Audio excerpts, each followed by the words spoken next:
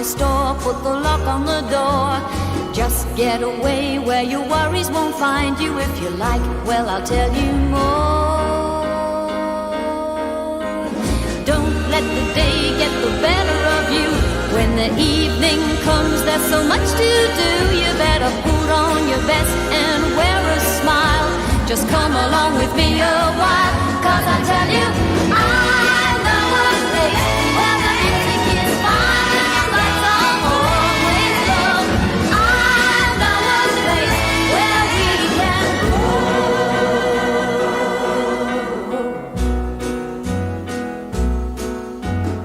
At the door there's a man who will greet you. Then you go downstairs to some tables and chairs. Soon I'm sure you'll be tapping your feet, because the beat is the greatest there.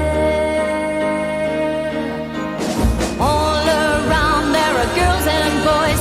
It's a swinging place, a cellar full of noise. It's got an atmosphere of its own somehow. You gotta come along right now, 'cause I tell you, I know a place where the music is fine and the lights are always low.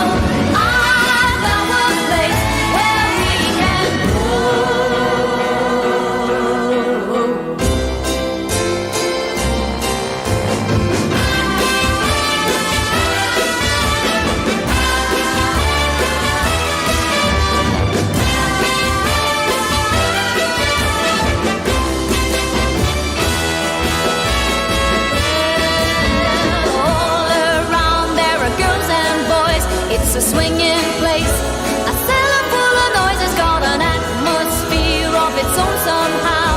You gotta come along right now, 'cause I tell you, I know a place where the music is fine and the lights are always low. I know a place where we can go. I know a place where we can go. I know a place where the lights are low. You're gonna love this place, I know. I know a place where we can go. I know a place where the lights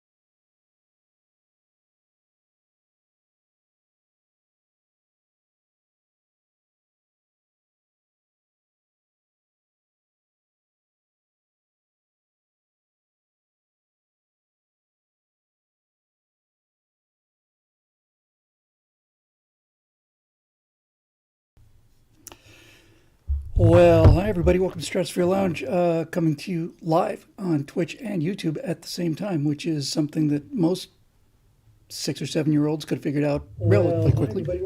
See, now I thought I fixed that. But in any event, one little step at a time. So it's good to be here, to both of you, and we'll see if we get, hellfire rained on us from above because of running those awesome pre-roll musics, especially our theme song, which is "I Know a Place" by Petunia Clark, which I'm sure is not allowed. So anyway, here's what I've done. I've set up a separate recorder. We should be a lot better in terms of skipping frames, because we're only going out through one broadcast system now. We're going to both places, so hopefully that'll work better than running two broadcasters at the same time. But I'm recording on the second one, so what I'm going to do is I'm going to post the recorded version as usual for the BillWhittle.com fans on the BillWhittle.com page, and that will not have the recorded stuff on it. So maybe we'll get away with it. If not, then we'll have to think of something else. Anyway, it's great to be here, and great to talk to all of you again. It's good to be here and great to talk to all of you again. See, this is what happens when you run two channels at the same time. So we're going to spend a lot of time on questions tonight, because I'm well overdue from doing that. I got a lot of sleep, which I badly needed. And then there's a couple other things that I badly need. I thought I'd talk to you guys about that. We have some first-time listeners live who've been long-time viewers. Hello. Anyway, here's the issue. Really, I think just tonight's issue. It's not like the issue, although it might be the issue.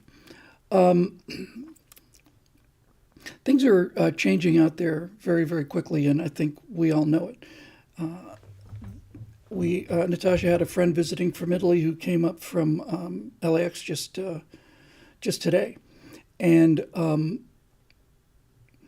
he talked about what it was like to drive through parts of LA and then come up to where I live, and how awful a lot of the city was, and just the things he saw with the homeless and stuff, and I said, yeah, you got to drive through Mogadishu to get to our neighborhood.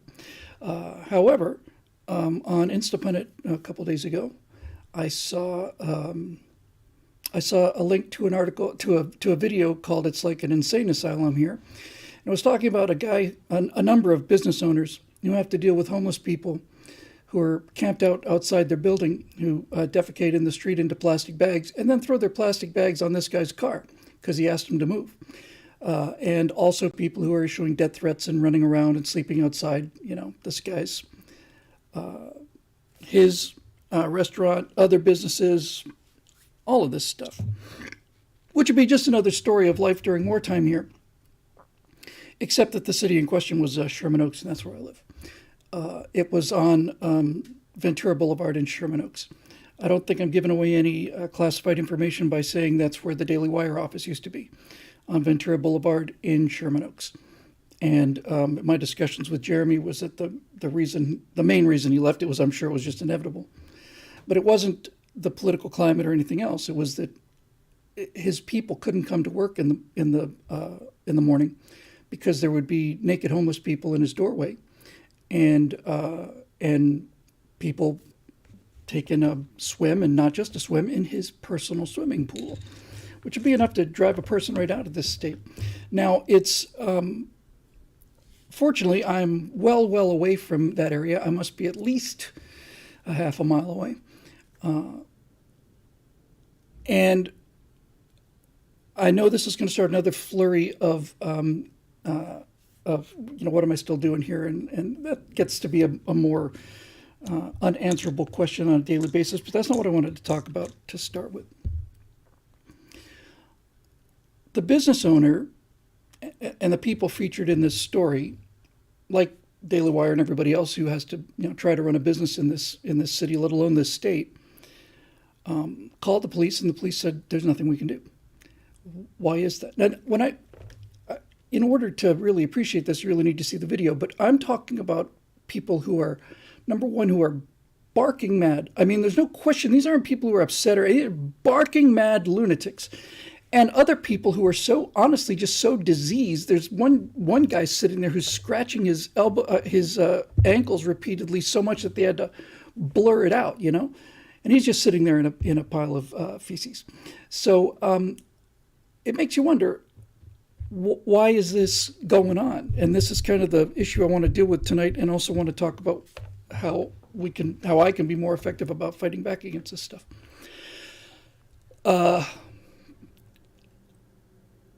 To their credit, the news station that was doing the story, remember news stations? Every time I see anything now that's any kind of news at all that has got somebody between me and the news, like, well, our Channel 6 news team is on the scene. I'm not interested in hearing anybody else's interpretation. I want to see, I want the footage, cut to the footage. But this reporter did two things that I thought were interesting. One of them was, and by the way, they're not homeless people, they're unhoused individuals, or whatever the new term is, the term of the week. That reporter did two things that were interesting. First of all, she went up to every single one of the people in question, and she asked them, do you need help? Do you need medical help? Do you need housing help? Do you need help? Food? Do you need help? Do you need help? Do you need help? All of this stuff. Hey, everybody who's saying hi live. It's great to see everybody. Yeah, we've been doing this live on Twitch. I know I just interrupted my story, but I don't want to ignore these people. A bunch of comments there. And tonight's an off night. We were supposed to do it Thursday nights, and I just got tied up last night. Anyway, so this reporter asked them if they all needed help, and she got varying degrees of FU. It wasn't even like a nice no thank you. It was varying degrees of FU. Okay. The second thing that she did was she called the congressperson for this district, a young woman of East Indian extraction, if I remember correctly. And she couldn't reach him. No answers on the phone, no answers from the email, just like all the business owners who complained to their congressman, redress of the government, you know how that stuff used to work back in the day. Nothing. Nobody would answer. So to her undying credit, let's see, we're getting some skipping on Twitch here. I don't know what we can do about that. I'll check into the settings, and maybe I can lower the quality of the video. Not that that's going to change anything in terms of the quality of the video.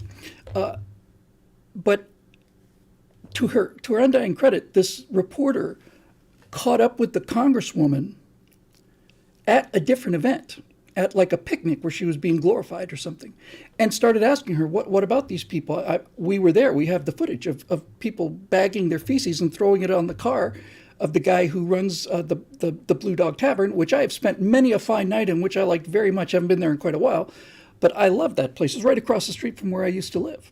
I mean, right across the street. And she said, well, it's a very sensitive issue. It's a very delicate issue. A lot of human issues here involved, a lot of things like this. And I'm thinking, no, it's not. No, it's not. I know it's not. You know it's not. The reporter knows it's not. The business owner knows it's not. And the homeless person knows it's not. Right? So it's not. So what's going on? Why are the cities in America intentionally being destroyed? Because there's no question it's intentional. When you call the police and the police say, we cannot help you, they don't even come down and look at it, right? It's not like they come and say, hey, you know what? They're not breaking any laws. There's nothing I can do. They on the phone, we get, what's the problem? I've got a homeless guy outside my building and he's raving and he's got a knife or whatever. Maybe not the knife part, but he's raving and screaming and he's threatening people. I'm sorry, there's nothing we can do. What's that all about? What does that mean? What's different? This is where I'm going. What's different? When things used to work, things happen one way. Now they don't. Things are getting worse every day and everybody knows it. So what's changed? What's different? And what's different is the laws aren't different. The police aren't different. To some degree, not even the politicians are any different, with minimal exception. That is the explanation, I think. I mentioned this a couple times before on the federal level, and then I mentioned it on the state level, and it's true on the local level. And this is something that, if it's the only thing you ever take away from me going forward in the future, this would be the thing to remember. Without a free press to investigate these things, then you are reduced to one single thing, and that is this: whoever controls prosecutorial discretion controls society, period. If on the federal level, the head of the FBI can spend 45 minutes indicting Hillary Clinton and list all of the felonies that she committed, and then say, we don't think any rational prosecutor would take the case, which gives the fig leaf to the Attorney General to not prosecute, then it doesn't matter what laws there are against violation of security, taking home documents, treason, all that. None of that matters. The laws can be there. It doesn't matter. If the prosecutor declines to take action, then you can do whatever you want to, and that's up to and including murder, right? Up to and including murder. If the attorney general or the district attorney or the city attorney or whoever, if they decide that they don't want to take that case, then it doesn't matter what the law is. And it doesn't matter how people voted. All that matters is how they voted for city attorney, district attorney, attorney general. And it's not a mystery to say that George Soros has spent a lot of money on this because George Soros understood this well before I did and well before I think any of us did. You don't have to win the entire congressional district. You don't have to win anything in the state. You could have a state that is 100% solid red, consisting of Charlton Heston and John Wayne's from here to the horizon. And if you can get, through subterfuge or whatever manner, a district attorney or a chief law enforcement officer, if you can own that position, then it doesn't matter whether your congressmen are in favor or against laws. It doesn't matter if your senators are. It doesn't matter if the president is. None of it matters. All that matters is, do I have the ability to control whether or not a law is enforced, yes or no?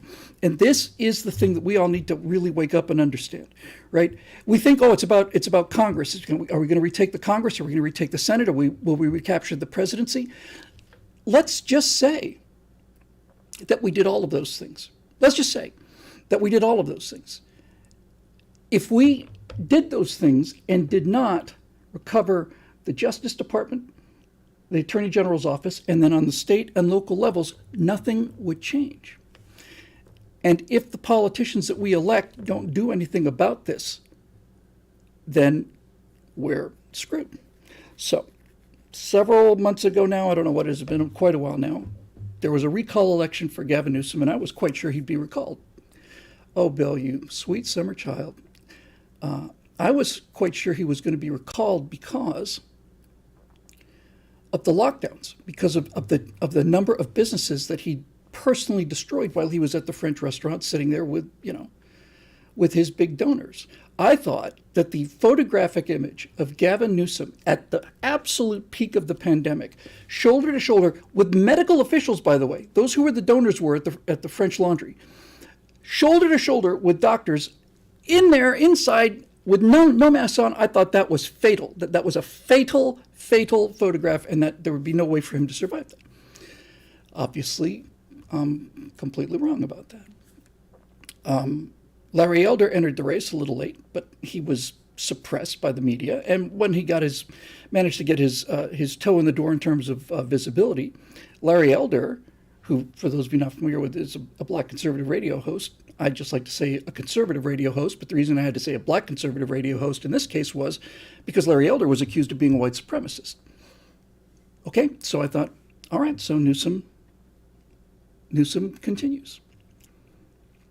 Then they tried to recall the city attorney, who is also a George Soros instrument, like the one in Baltimore and like the one in New York that's going after Donald Trump from a position of what is her stature in terms of the blah blah blah. Excuse me one second. I just have to take care of one little thing here. It'll take but a second.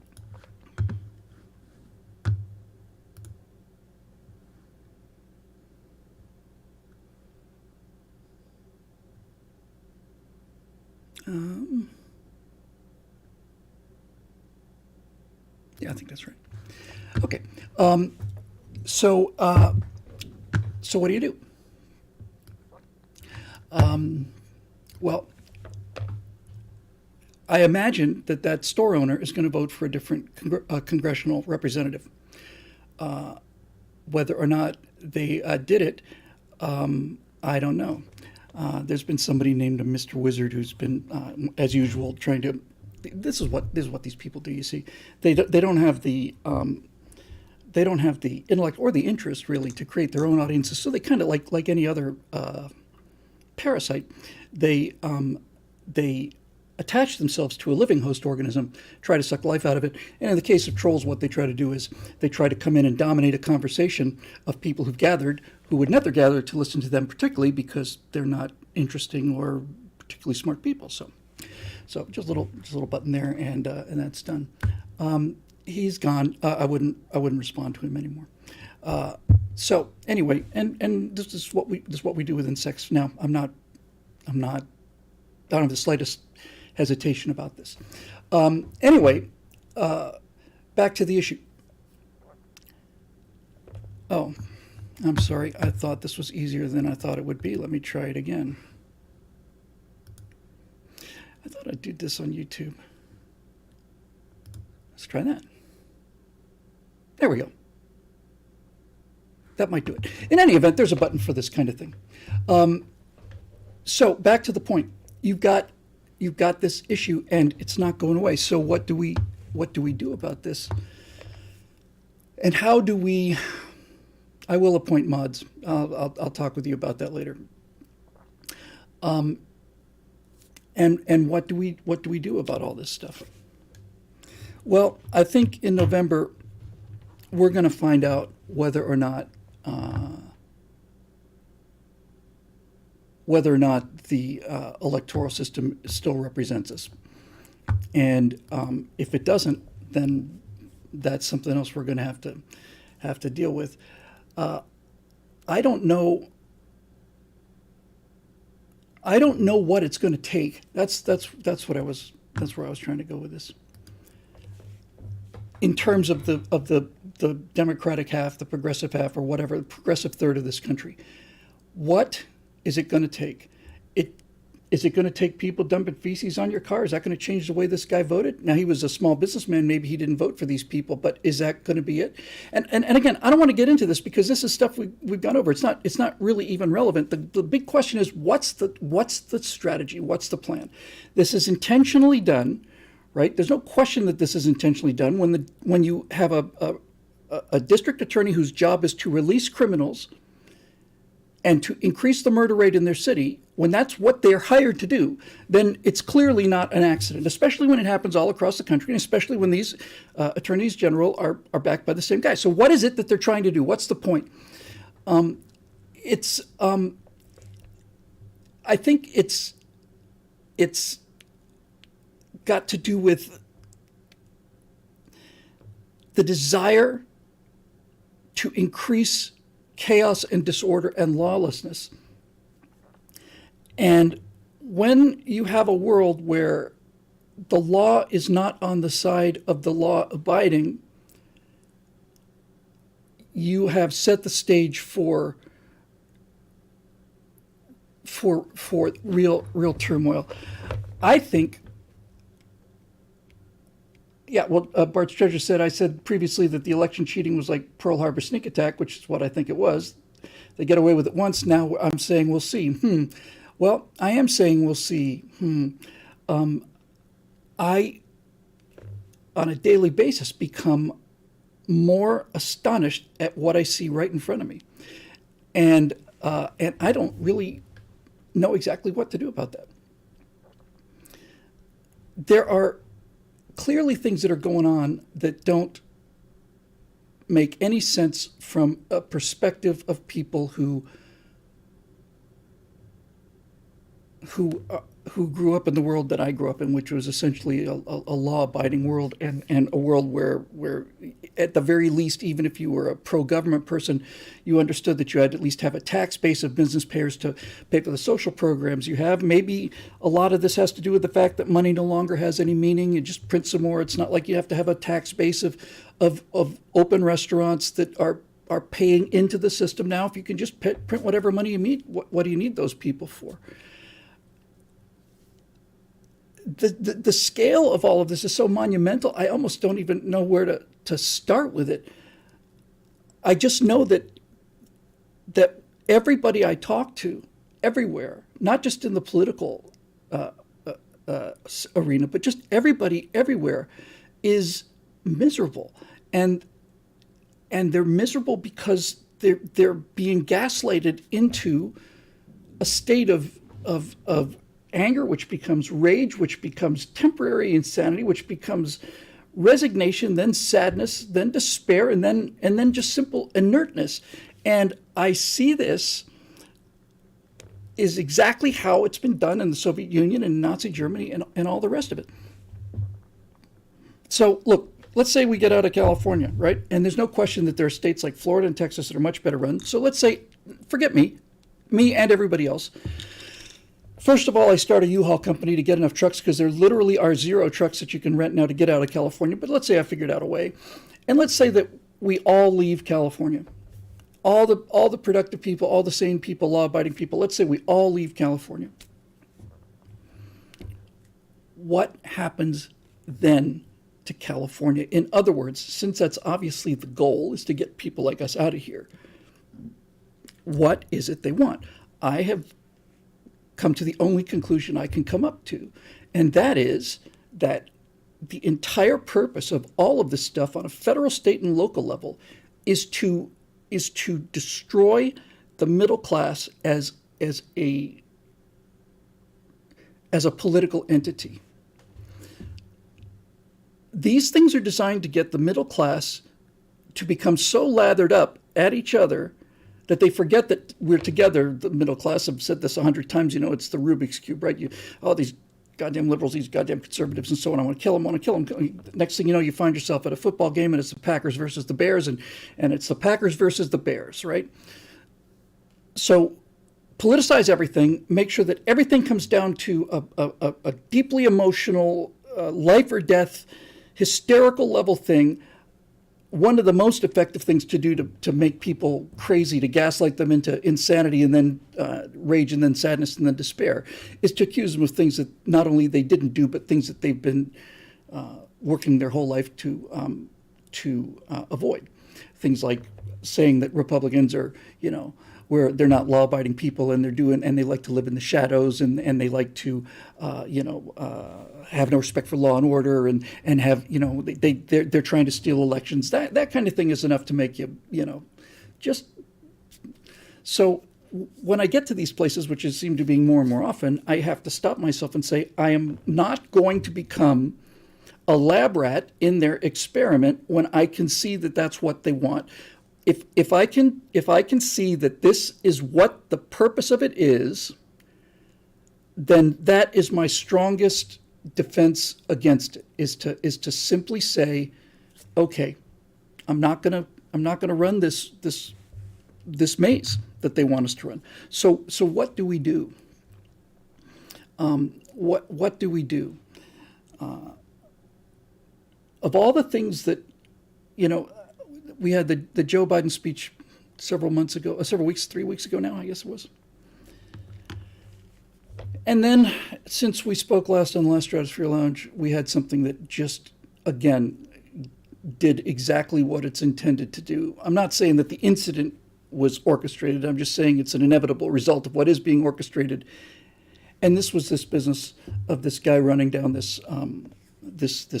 Democrat running down and killing a conservative because he got into a political argument with him. So this guy up in North Dakota, liberal, gets in an argument with a 16-year-old boy. The boy walks away from it. The liberal goes to his car,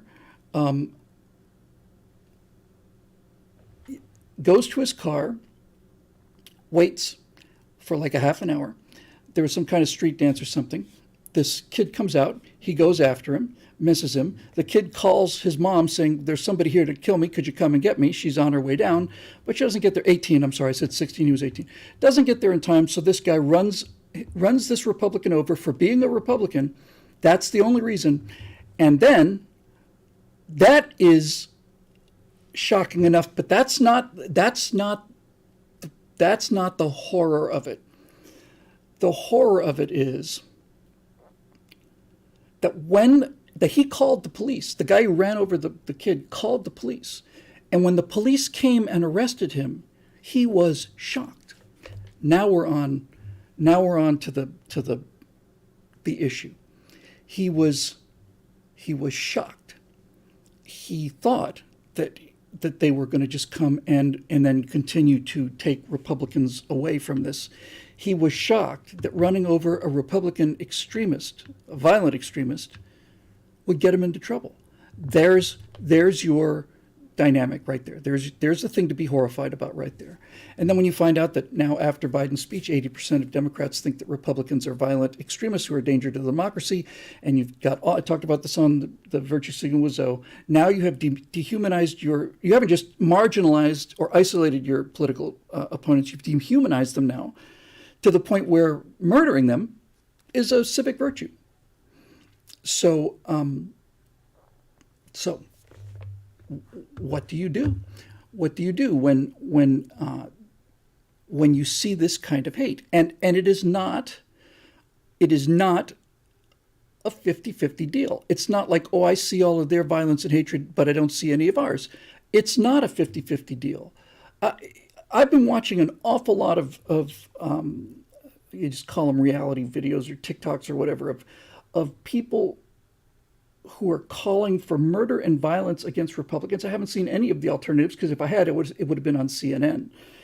I haven't seen any of the level of hatred and rage and murderous intent that I see from people on, like, trans people on TikTok. I've never heard that about trans people from regular normal people. I've never heard normal people saying we need to kill all of these bastards, we need to wipe them out. I never hear that. It doesn't exist. It's a one-way street. And there's something about this that is connected to this collectivist ideology. People who are drawn to collectivism have a disregard for humanity other than themselves. It's a form of narcissism and cowardice and envy and all of this stuff. And I'm currently researching I knew the subject, that's why I pitched it, but Daily Wire has hired me to do another series, and I said I wanted to talk about the Soviet terror state because I knew something about it. And when I heard about 87,000 IRS agents who needed to be armed and Biden's speech, I said, yeah, I think the rest of the people in this country need to know as much about how these terror states start as I do. So I've been doing an awful lot about doing an awful lot about research onto this, and it's depressing stuff. But the pattern is always the same. It's always the same. And when you look at what happened in the Soviet Union in the late 20s and the 30s, the dehumanization was moving so quickly that it was almost hard to catch. It's like, okay, well, the reason that everything is failing, and the reason you're miserable, and the reason you don't have anything, so fuel anger, fuel envy, fuel resentment, and fuel possessiveness, is because of the aristocrats, all of the czars and the dukes and the duchesses and so on. So kill all of them. Fantastic. Well, we still having problems, can't feed people. It's because the peasants have been hoarding the grain. Go kill all of them, take all of their grain. Great. Well, that's not really working because it's hard to convince the peasants that they're actually anti-revolutionary elements when it's just some guy in a shack. So now let's invent a series of crimes against engineers at this mine, the Shakti mine, and let's convince people now that the real threat is from foreign traders and intellectuals and imperialists who are infiltrating everything and wrecking everything. So let's kill all the wreckers. So they do. And after they've killed those people, then it's like, okay, well, the kulaks, these peasants who have 2 cows or 3 cows instead of no cows, they're the ones who know how to farm the land. They're the ones who actually are successful to the degree that you have 3 cows successful. Kill all of those people and tell the other peasants who aren't working as hard or as smart that if you turn those kulaks in, then you can get their cow and their farm and all the rest of it. Once you've killed them, take all the remaining peasants, put them on a collective farm so they have no land to farm anymore. That's done. Then you go after the intellectuals and the old party officials who will be a threat to you because they hung out with Lenin, kill all of them. And after you've had your police force kill all of the old Bolsheviks, then have a new police force to come in and kill the old police force so that there's no strings attached. And as I said on Zoe, on the show with Zoe, when Stalin died, the next target were going to be doctors and Jews. There was going to be a Holocaust in the Soviet Union that would have been at least the match of what Hitler did. Okay, so the mechanism is clear, right? That's the mechanism. That's how it works. Dehumanize the enemy. They have to take different strategy and different tactics here because we are armed, and that is a problem for them. So I'm just trying to work this whole thing out, right? I know what totalitarians and autocrats have to do in order to become totally powerful. I know what they have to do, and they're doing it. Now, they have to try a different mechanism because unlike the kulaks and the peasants and the Jews, we got guns. And so this business about just taking us out back and putting us against a wall and shooting us is not so much an option for them. So they have to do something a little different. And I suspect what they are doing is They are making life so intolerable, so maddening, so incomprehensible, so stupid, so wasteful, so insane, that they are pushing people to the point where they are pushing us to the point where they are counting on and waiting for the kind of violent reaction that is inevitable when you push people up against the wall. That's, I think, I think it's clear. That's why Biden made that speech. They're going to push and push and push and push and push until somebody fights back. And when they fight back, that will be the evidence for why they pushed in the first place. And there you go. You know, there's been so many people talking about Civil War. I heard Tim Pool, the first podcast I ever listened to, heard him talking about Civil War and talking about Civil War as a result of this issue and all the rest of it. And I've said from the beginning that the Civil War, the historical Civil War, could happen because people who had different ideas lived in different places. There was a line, and these are the people that are pro-slavery, and these are the people that are anti-slavery, and there's your line, and there's your battlefield. We all live amongst each other now, but I realize that all of these calls for me to leave California and all of the rest of this stuff are essentially, and my desire to get away from this insanity, essentially is doing exactly that, right? It's essentially causing the geographical separation of people based on ideology. And the American middle class, the idea, not just the middle class, the idea of a middle class is what has to be destroyed. We talk about the American experiment. I've said that for 250 years, this defective gene of autocracy has been held in place by the United States of America, by the idea of a country that was designed by people who knew the nature of authoritarianism, totalitarianism, built extraordinarily effective mechanisms into the government to prevent that, and that was the only bulwark that has separated humanity from totalitarian rule and a boot on your neck forever, as George Orwell said. That's the only thing that's prevented them from getting what they want. And so that's what has to be destroyed. So that's what they're doing. Now, the question is, what do we do about it back? From a hypothetical point of view, this is just a fun thought experiment. I guess this gets more likely every day. But for the sake of the argument, just for fun, just for giggles here, just us talking amongst ourselves, what would happen if Texas were to leave the Union? What if they were to just secede? If any state seceded from the United States now because of a resistance to this kind of totalitarianism, I'd be carrying my stuff there, and I would show up there with a rifle in one hand and a shovel in the other, and say, "Look, I'm not asking to come here. I'll work the farms. I'll dig ditches, whatever you need me to do, and I can defend the place." I would go in there with transcendental humility and beg that they let me in. But just for the sake of the argument, let's just say you could get to that place. Let's just say you could take Texas out of the Union, and let's just say that you could take all of the conservatives in the country and essentially move them to Texas. Then what would happen?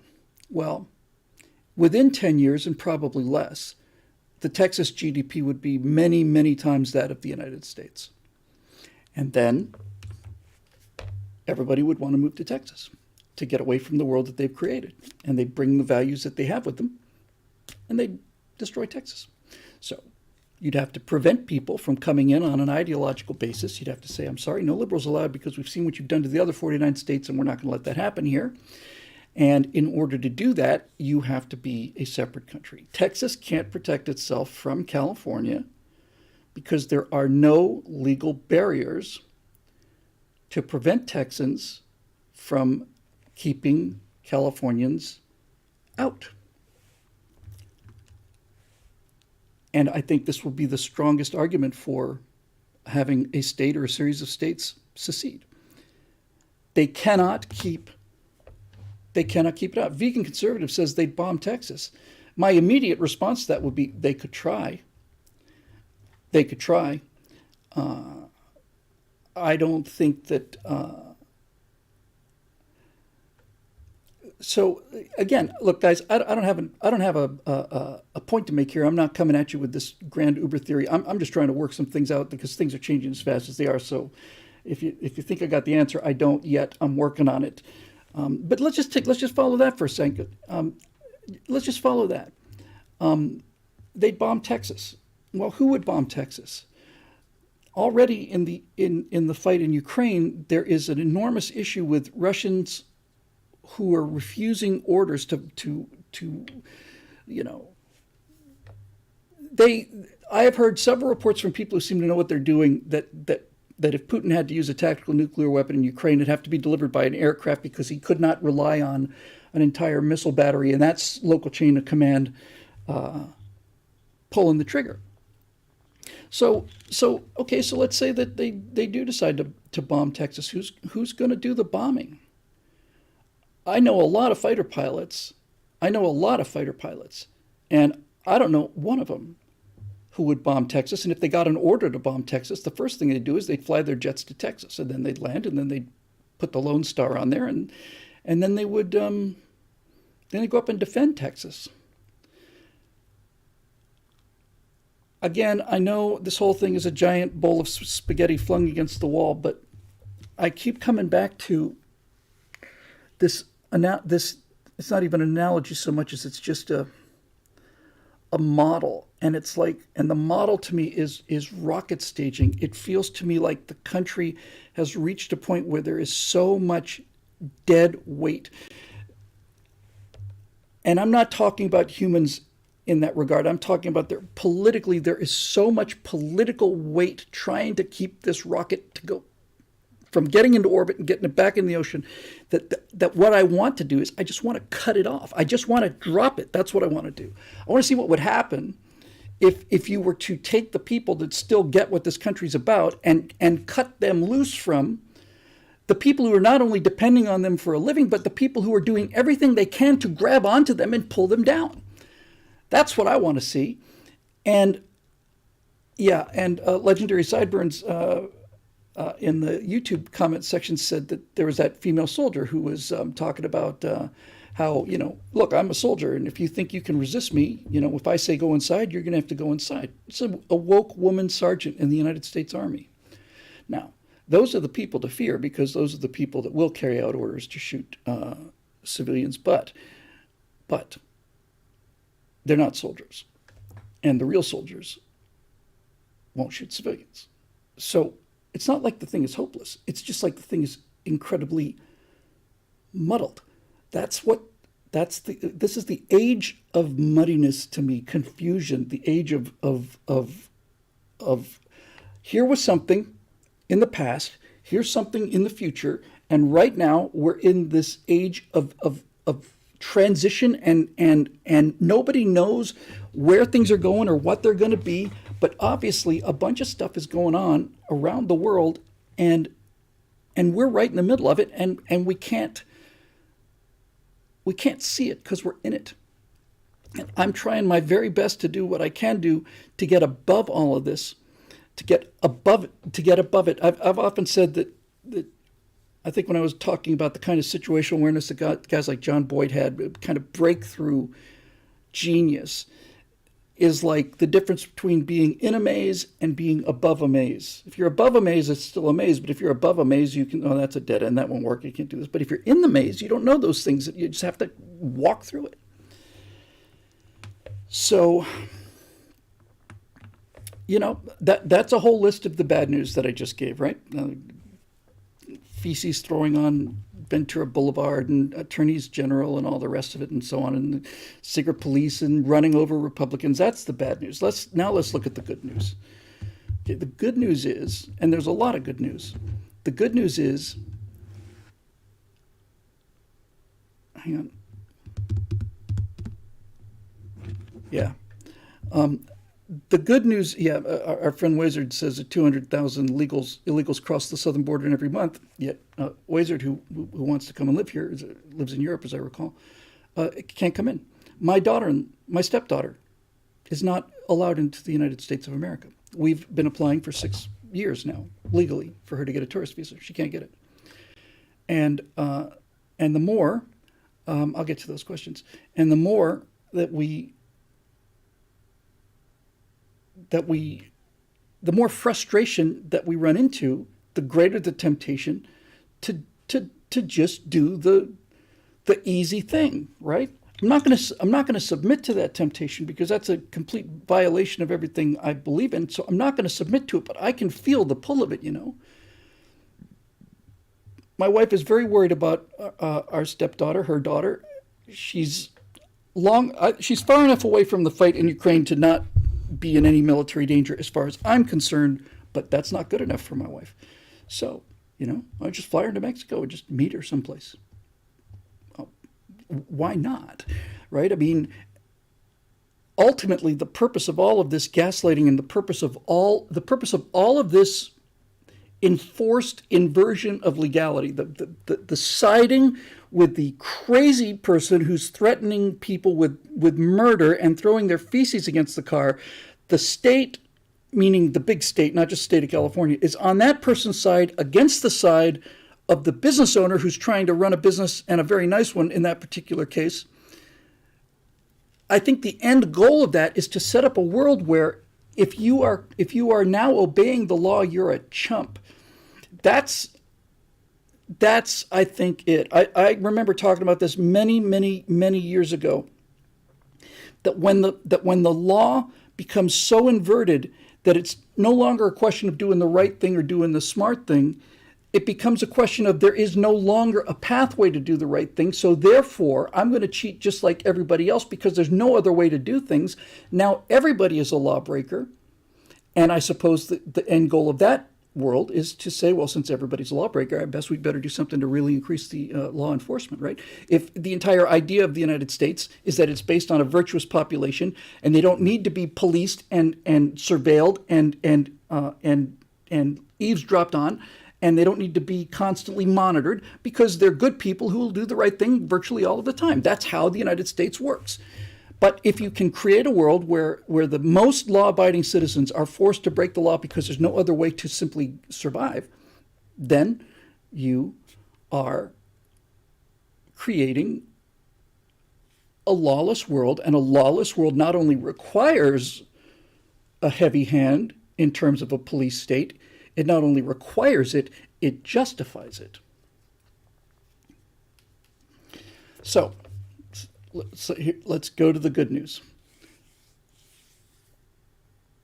No one is buying their philosophy. I know I talk a lot about the pop culture stuff, and I'm not going to get into the details. That's for Monday nights. But politically speaking, no one wants this stuff. We're being forced into it, and that's a different issue. But nobody wants this stuff. They're not buying action figures of Rey Skywalker. They're not becoming fans of Rings of Power. They're not the social justice warriors have not convinced people to enthusiastically join the cause. They're pressuring them into it, but the stuff that they're selling isn't selling. And I think there's enormous room for somebody who just comes out and just speaks the truth and a breath of fresh air and all that other stuff. So nobody wants to go here, not the sane people, not the normal people. We are armed. That's the number one source of comfort for all of us. That is a real problem for them. And here's, I think, maybe the main point that I've just been struggling with, right? Having just spent so many years of my life, but especially the last several months, on terror states, the thing that is so astonishing about what I'm seeing now is that the people who are forcing these inversions and people who are forcing these insanities aren't doing it at the point of a gun. They're just convincing us to go along with them. That's the thing that's the most mind-boggling thing of all, right? What coercive power do they have over us? They don't have any. They don't have. It's not like the Gestapo's going to come and knock on my door, right? YouTube will deplatform me. That's how it works, right? And it's working. It's absolutely working. By the way, just as an example, just as a little piece of homework, when I was looking for the thumbnail for the Virtue Signal show, which was about dehumanization, I just did a Google search, a Google image search, and I think I got them in order. So here, let me just show them to you. I'd probably have to resize them. These are as they came off the. I just did screen grabs, so let's see if they're like crazy big. Okay, so here is, look at the search title. Republican run over by Democrat, North Dakota. That's what I was searching for. And let's see what images we got returned for that. Okay, so there's the search thing. Google images, Republican run over by a Democrat, North Dakota. End of results. That's odd. That seemed like it might be a news story. No, I guess not. All right, let's refine our search. Here's the second image search I did because I wanted to find an image of this kid who'd been murdered for the thumbnail for this episode. So here's our second search thing. Republican run over by Democrat. Now, those of you who are astute may notice that there is nothing on this story, which happened 2 days earlier. Nothing. I didn't give up because I needed a picture, but I was looking at this and saying, okay, fine. Were to Google George Floyd, would I find a picture of him? Here's the third attempt. And this one's kind of telling too. Oh, look, there's a face. Let me scale this down again. Sorry. Come on. I just don't know why this is giving me such trouble. All right, you get the idea. And on this one, I think I can't seem to grab this one for some reason. This one was called Democrat murders Republican. But again, right, you get the idea. You don't have to see the whole page. Take my word for it. The only image that has anything to do with it is this one in the center there.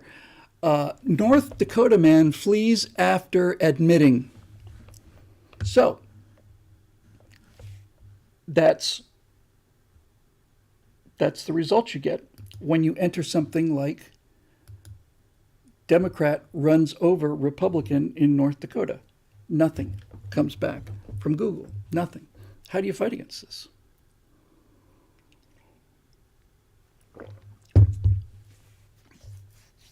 How do you fight against this? Now, people are saying a couple of comments saying, oh, you could refine your search by this or this or this. And I finally refined my search to the point where I was able to follow that link, that one shot of the mugshot, which is on my third attempt. I followed that and I managed to find a picture of the two of them together. And I could have gone back to Instapundit, but I was interested to know what would happen to this story. And the news media didn't cover the story. And so what if you'd happen to hear this story just around a water cooler kind of thing, back when we used to go to work and have water coolers? How would you know? You wouldn't know. So What Works 57, which is a very cool name, says, so what do we do about it? This is the question I'm here to discuss. I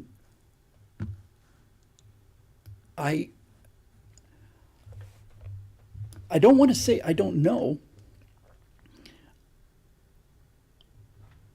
I just haven't figured out all the pieces have to fit together yet.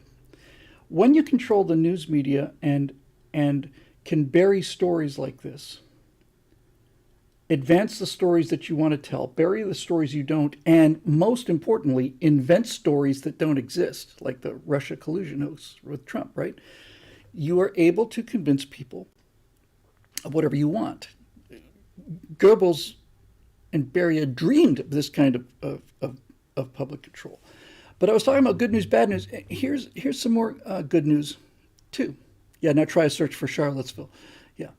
But here's some good news, too. The kind of people who go to the trouble to find out what's really happening are the most capable people that we have. We are the, speaking on a purely mimetic level, on a battle of ideas, we are by far the fittest in terms of survival.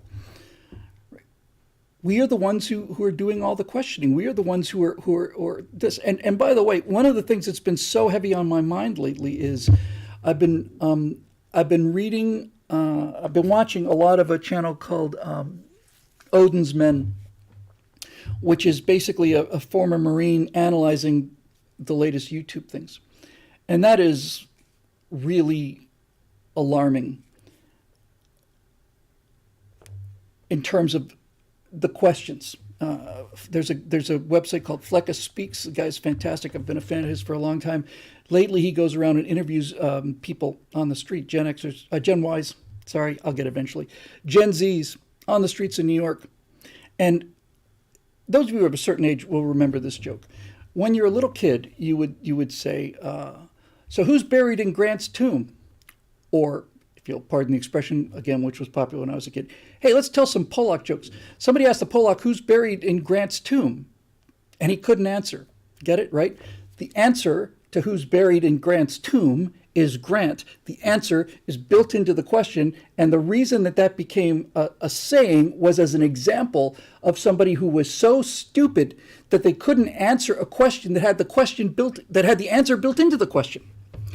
Okay, so Fleckus is now on the streets of New York, and he says, what country is the Queen of England queen of? What's a country? Who fought in the Mexican-American War? Japan and name 3 countries. Remember when we were alarmed that people couldn't find countries on a map? Name 3 countries other than the United States. No idea. Some could get 1 country. Here's an analog clock. What time is it? I don't know.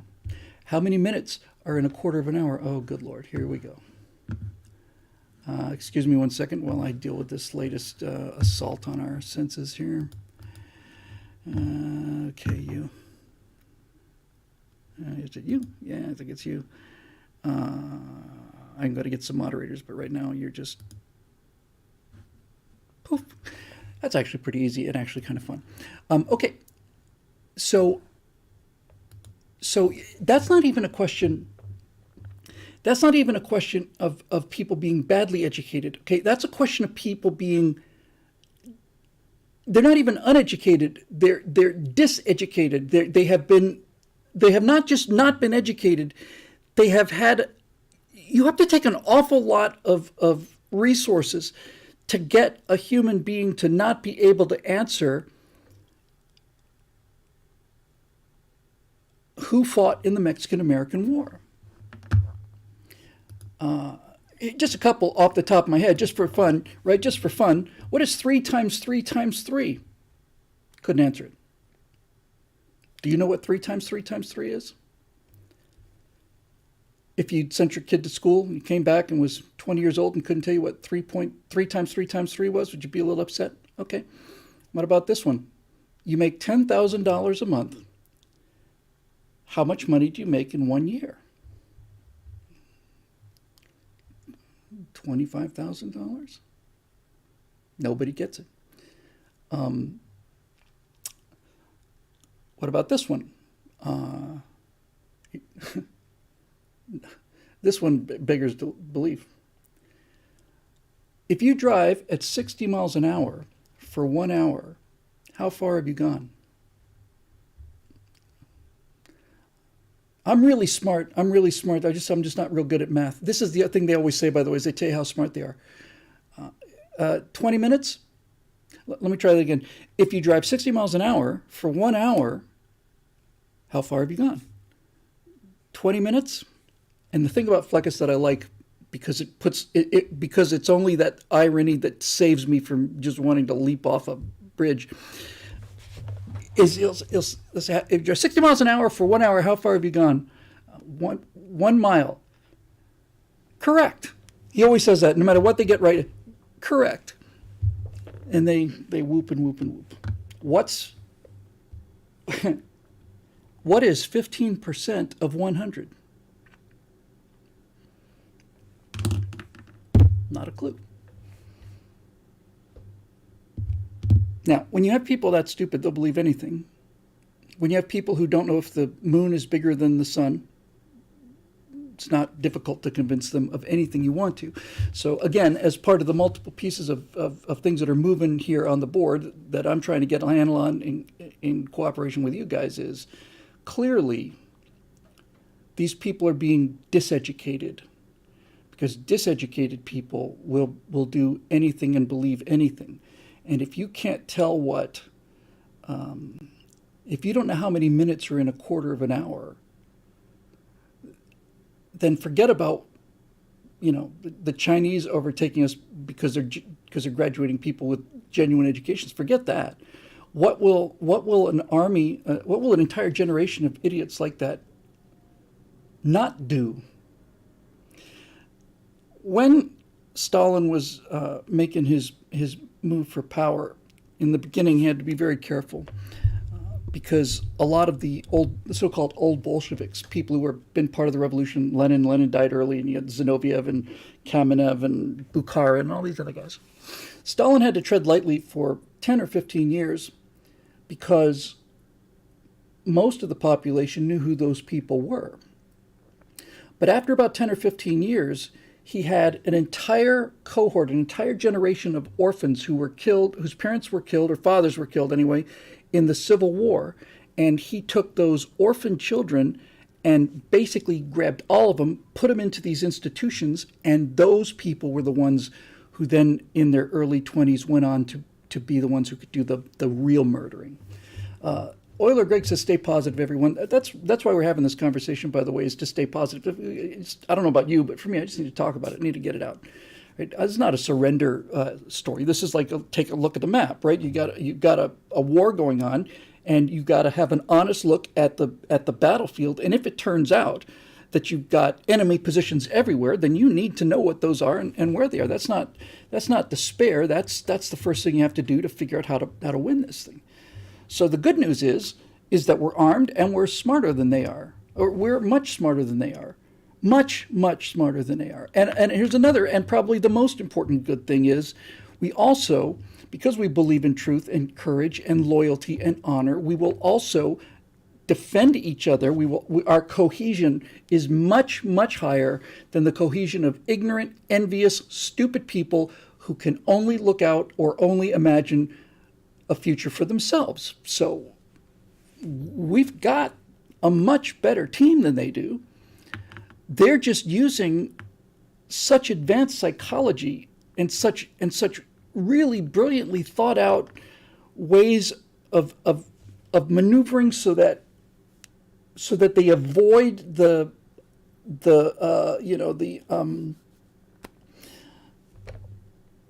that they avoid that Lexington and Concord moment. And as Marisha Dark points out, and God is on our side. When I say that we're smarter than they are, I'm always very suspicious of people who talk about how smart they are. But when I make a statement like that, I can say, well, I do know what 15% of 100 is. And I even know what 15% of 200 is. And so we've got a political movement that, in order to destroy America as the last bulwark against authoritarianism, has overtaken the justice departments and made sure that the law was not only not enforced, but that an inversion of the law was forced. The people that defend their homes go to jail. The people who break into their homes become lionized and get big money awards. The guys that throw feces on the restaurant owner are left alone, and the guy who complains about it goes to jail. This is the world they're trying to build. They're building a world where the average citizen is becoming diseducated to the point where they don't know what country they live in, what continent they live on. They will believe anything. That's clearly, part of the agenda. And they're trying to force crazy ideologies down our throat, which I thought at first was to get us to change our mind, but every day now I've become more and more convinced that they're doing this in order to make us, crazy. So the first step is to realize that all of the emotions that I'm feeling, and that likely you are feeling as well, are intentional, and that they are the weapon that's being used against us. And now we have to figure out how to combat that weapon. And this is one of the ways we do it. So there's that. I'm also, and I'm going to get to all the questions tonight, if it takes me 4 hours, 5. I'm also, having watched an awful lot of stuff recently, I don't know what the most effective, I don't know how I can be much more effective than I am now. There was a time when the things like the firewalls and the afterburners, you measure the success of something by the views. That's the metric of messaging, right? The metric of messaging is how many people saw the message. If somebody has a crummy message, it's seen by millions of people, and you've got a great message, and nobody sees it, then you failed. So I've been doing this on and off. I've been doing it for 20 years now. It's almost exactly 20 years now that I started writing Eject. And I've been doing the videos since 2018. So that's 14 years. I'm sorry, 2008. So that's 14 years. It seems to me that the guy standing in front of a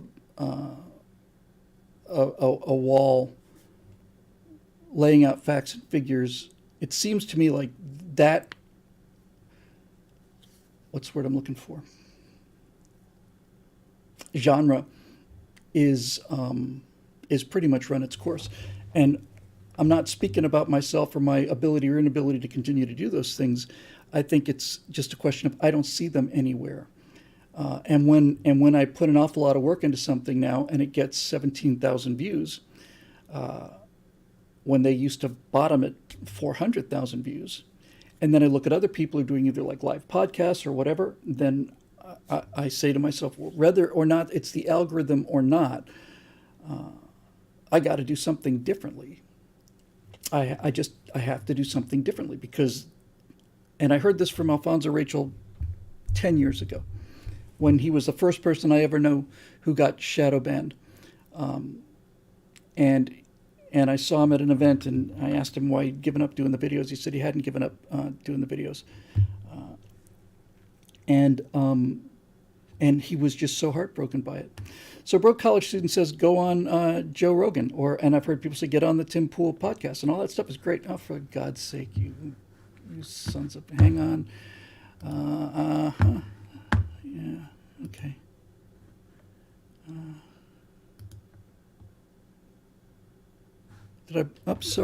Sorry, Paul. I got the wrong person. It moved while I was a-moving. Come on, I want to undo this. Yes, I absolutely have to get moderators for next time. Paul, hang on. I blocked you by accident. I went to block the other ones, and for the love of God. All right, hang on. First of all, yeah, this is not something I should be doing while I'm doing this. Oh, come on.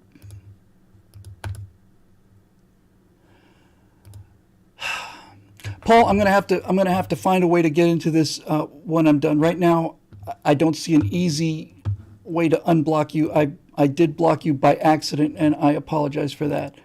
Let me try this again. Okay, I got rid of the dating sites. but I will, I will make somebody a moderator. I just can't make them a moderator right now. I don't know how to do it, and so I will have to do it next time. So anyway, so the question is, scroll up on the top of the feed so it stops moving on you. Yeah, I should probably help too. Hang on. Yeah. So, go ahead and do get on the Tim Cool podcast or get on this or Rogan and stuff. But look, the reality of the matter is I don't have the audience to do that anymore. I just don't. So after much soul searching and things about this. All right, I'll try this. Hang on.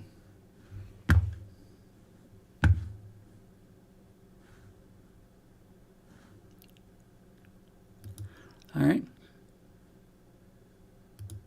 Add moderator. Hey, there you go. Well, that was easier than I thought. Thank you for bailing me out of this on-air situation. I think that got it. Yours is all yours. Okay, so what do I do about that? And I'm ready to do anything. I really am. If it's a daily podcast, I'm ready to do that. If it's a, I don't know. I just know that when I look out there now, I don't see anybody doing the kind of thing that I made my bones doing. And I'm tired of watching this reach just continue to shrink. Just take right angle, for example. Over the course of the last 4 or 5 years, we would get right angles coming in at 15, 20,000 views, then get to 35, 40,000 views, something like that, 45, 50,000 views, and then overnight, it get knocked down to 7,000 views. And over time, we'd build it back up again to 25, 15, 20,000 views, and then it get knocked down again. Now, it's knocked down to below 10. And first of all, I don't know if anybody knows the answer to this, but I would like to know the answer. Is that a real number? In other words, has the algorithm reduced the views to below 10,000, or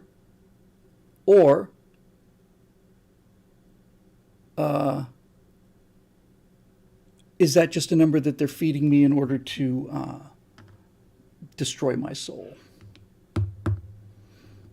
Because, the thing about being a messenger is you like to think that people are going to get the message. So it's about being a storyteller is you like to think that somebody's going to listen to the story. So what do we do? I listened to a little bit of Sargon live on the way in. I didn't listen to much of him before either, but, he was doing the live streaming. Everywhere I look, the people I look at, and again, I'm trying to keep the politics separate from the pop culture, but Nerdrotic and Doomcock, Drinker, all of them, they're doing more and more live stuff. And they've got the numbers to begin with. So I don't really know what to do about that. I do know that it's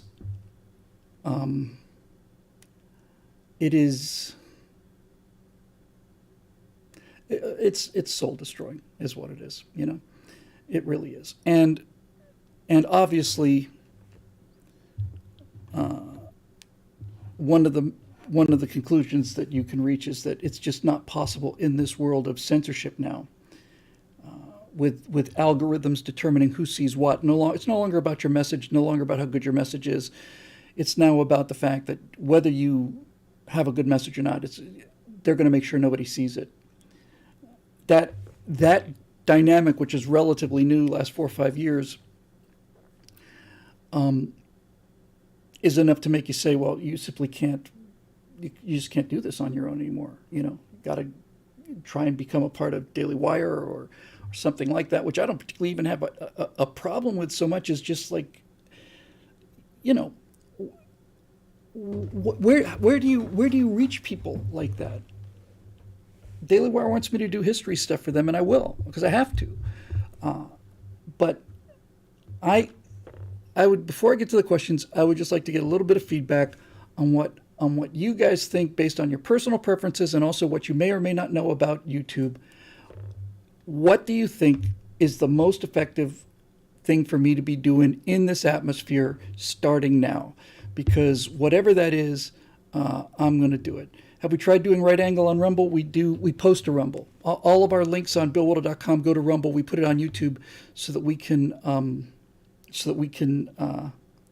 have whatever audience is left there. Excuse the spectacles. Marisha says YouTube now favors shorts to compete with TikTok. You can do 1-minute clips that coalesce the essence of a particular point. Sydney Watson has started doing this recently. I like the sound of that very much. I'll tell you something else, since we're all sitting here listening to me being honest, taking a look at what's happened and what I'm used to be good at and what I'm good at or not good at anymore. The other thing I have to change is I got to get much, much faster response time. I actually did a segment on the Republicans sending up all these immigrants to these other states. By the time I got it done, it was just stale. I just decided not to post it. It's like, who hasn't talked about this already? Who hasn't already? It just makes me feel like, I'm just copying stuff. So clearly, whatever I do, I got to get a much, much faster response time. Also, I've heard that that people, and they're right, it can't be me just going on and on and on about these things. That's why I like the 60 seconds or less thing quite a lot, actually. I think the 60-second thing is probably the very best idea, because if it's going to be 60 seconds, that's something that, you know what? I actually think maybe that's what I should try. I think maybe I should try coming in the morning. And now the games and the pop culture thing, that's a whole different story. I'm just talking about the political stuff now. Maybe the thing to do is come in 3 days a week or whatever and knock out 60 seconds on what is the story of the day and get that thing up there immediately without any production at all. That's another thing that's been very, very hard for me over the years. And that is, just having been in show business and television my whole life, is coming to the realization that the more polished something looks, the fewer people watch it. I mean, really, I really think that would be it. I'm also very curious to know what you guys think about live streams, and they don't all have to be me rambling for an hour and a half. I can just fire it up and do the questions. Whatever needs to be done, I'm perfectly willing to do. Guest appearances are great, but in order to get guest appearances, you got to have some kind of an audience.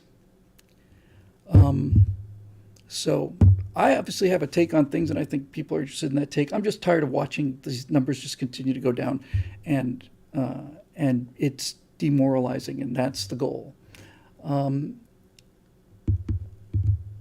Another thing you can try is that Dave Rubin and Daisy Cousins do take live streams and split them up into premieres of multiple videos on subsequent days. That's also an interesting idea. Michael Lewis says PragerU would be a good place for you to appear. I have been talking to PragerU about that since there's been a PragerU. They've hired every single person on the planet except for me. And I can't understand that. So anyway, all right. So maybe for live streams, you need to channel Rush. That man was doing streams 30 years before YouTube. Again, that's also true.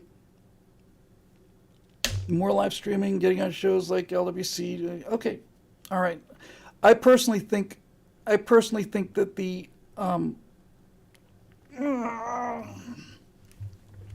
that a short, fast response is the best path to be going, right?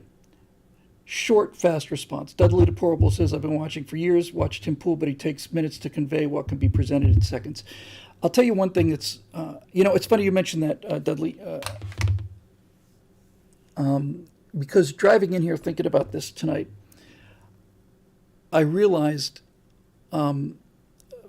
that one of the skill sets I have that I came to this with was as an editor. So I would be able to take a conversation that went on for 40 minutes, let's say, and they would say, we need this to be 7 minutes and 28 seconds and 15 frames. And I could do that. And I could cut it in such a way that nobody knew that it was being cut. So that's actually something I know how to do. And in fact, that's essentially why the Apollo program and the Cold War and America's Forgotten Heroes, why I was so proud of those things, was because my first draft of them would be 3 or 4 times the total run length of what that episode could be. If I had a 50-minute episode, I would write an hour and a half or almost 2 hours worth of material. And then I had to cut it and cut it and cut it and cut it and cut it, cut it to fit inside this box. And if there wasn't a box that it had to fit in, I wouldn't have cut it. But the thing is, yeah, Knight said, your videos come out days after the story is cold. This is the thing that is most disturbing to me. This is why I actually have buried things rather than post them late, because it seems so ridiculous. And I think that this is really, I think really something that 60 seconds, 3 times a week on whatever is happening now is what I'm going to try and do starting next week. Right? I'm going to just come in the morning. I'm going to look at what the news story is. I'm going to read it to the camera. Then I'm going to take it and I'm going to get it into Premiere Pro, and I'm going to make that sucker fit inside a 60-second frame, and then we'll see if we can't do something about increasing the viewership using that algorithm. By the way, in closing, as we go to the questions now, I have 190, is it 198?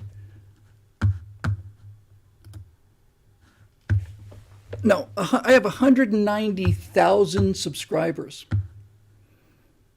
Right? 190,000 subscribers on YouTube. And I put out videos that get seen by 2,000-3,000 people. Anybody have any explanation for what that is and how that works? I don't know. Guest appearances on LWC and other right-wing creators that have a potential following of views. Yeah. Okay. Well, that's what we're gonna try next. I want to drive around the country for 2 weeks. I just want to get in my car and go for a ride. Why just 3 times a week? If there's breaking news, just jump on it. That's also an excellent suggestion. Randy Porter says your viewership numbers are manipulated to discourage you. There's no way to know what the real numbers are. Now, let me just say one thing, and I promise I'm going to the questions. Randy, if it turned out that was true, right? If it turned out that the last firewall I did got seen by 300,000 people instead of 17,000, then I'd be cranking those things out every week, like I used to when I was at PJTV, and I had to do an afterburner a week. So again, we're dealing with people who really know their psychology, and they certainly know the psychology of people like me. And it got to Zoe well before it got to me, and I've known a bunch of other people who I respect enormously, who essentially just stopped doing this because they just came to believe that they were just no longer relevant, and so that's why I'm having this conversation with you guys. I know it's tedious, but I actually need to give myself some kind of vitamin shot, because it's getting rough out there. All right, so here we go. Let's go to BillWhittle.com. I'll put on my cogitation spectacles again, and let's take a look at these questions. We're going to get to every single one of them, and that's why we're going to do that. You know what? With that said, I mean, if you want to take a look at these things from a strictly, gain point of view, there's 69 people watching on Twitch and 219 on YouTube. We never had more than 80 when we were on Twitch. So just this one little ability to hit two buttons at the same time is obviously a big help. Okay, here we go. We're going to go to the member stuff, and then if I have to add a show that's nothing but Facebook questions, then I will do that.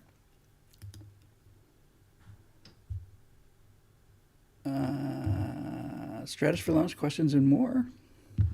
I still don't know what the more is. I'll bet it's awesome though. All right, so this is the questions for 922, which we're doing on 923 since I got snagged last night. And I'm going to do every single one of them. So here you go.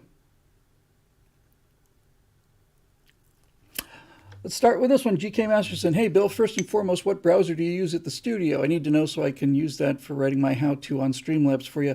I may have circumvented that problem. Thank you very much, GK Masterson. So I'll let that aspect of it go. To the question. If Merrick Garland starts going after DeSantis for doing the exact same thing Gavin Newsom did, do you think that arguing unequal enforcement would be a good way to invalidate the case? I'm just going to stop right here. I'll read the rest of the question. I no longer believe that any legal structure is effective without some sort of... Just because something's against the law or unfair no longer means anything to me anymore. If you can say, well, they did this, so therefore this has to happen, that's gone. It's gone. So if you're saying, well, they did this, so, or we're doing this and they did it, it doesn't matter anymore. It just, that just is gone. That time is gone. I was talking about good news being on the table. I'll get to that in the rest of this question here. I mean, as far as I understand, there's a general requirement that a law be enforced equally if it's going to be enforced. You can't pick and choose not to arrest your best friend for murder, but throw the book at Kyle Rittenhouse, and that unequal enforcement can get a case thrown out. Again, I don't mean to disagree with you. I certainly wake up every day wishing I was wrong about everything. But, GK, that's exactly what I'm saying is happening. You can, in fact, not arrest your best friend for murder and persecute somebody you don't know for murder, even if they didn't do it. That's the world we live in now. That's the world we live in. That's how far we've let this go. Also, I think maybe we should start up a little fundraising to help get these fine visitors to our nation tickets to other worthy destinations. I mean, I'm sure that a lot of them would love to visit Harry Reid's stomping grounds and see Vegas. Okay. Lastly, what are your thoughts on the man who ran over an 18-year-old North Dakota because the teen, blah, blah, blah. I think I've pretty much expressed that already. Thanks, GK, and thanks for everything else you do.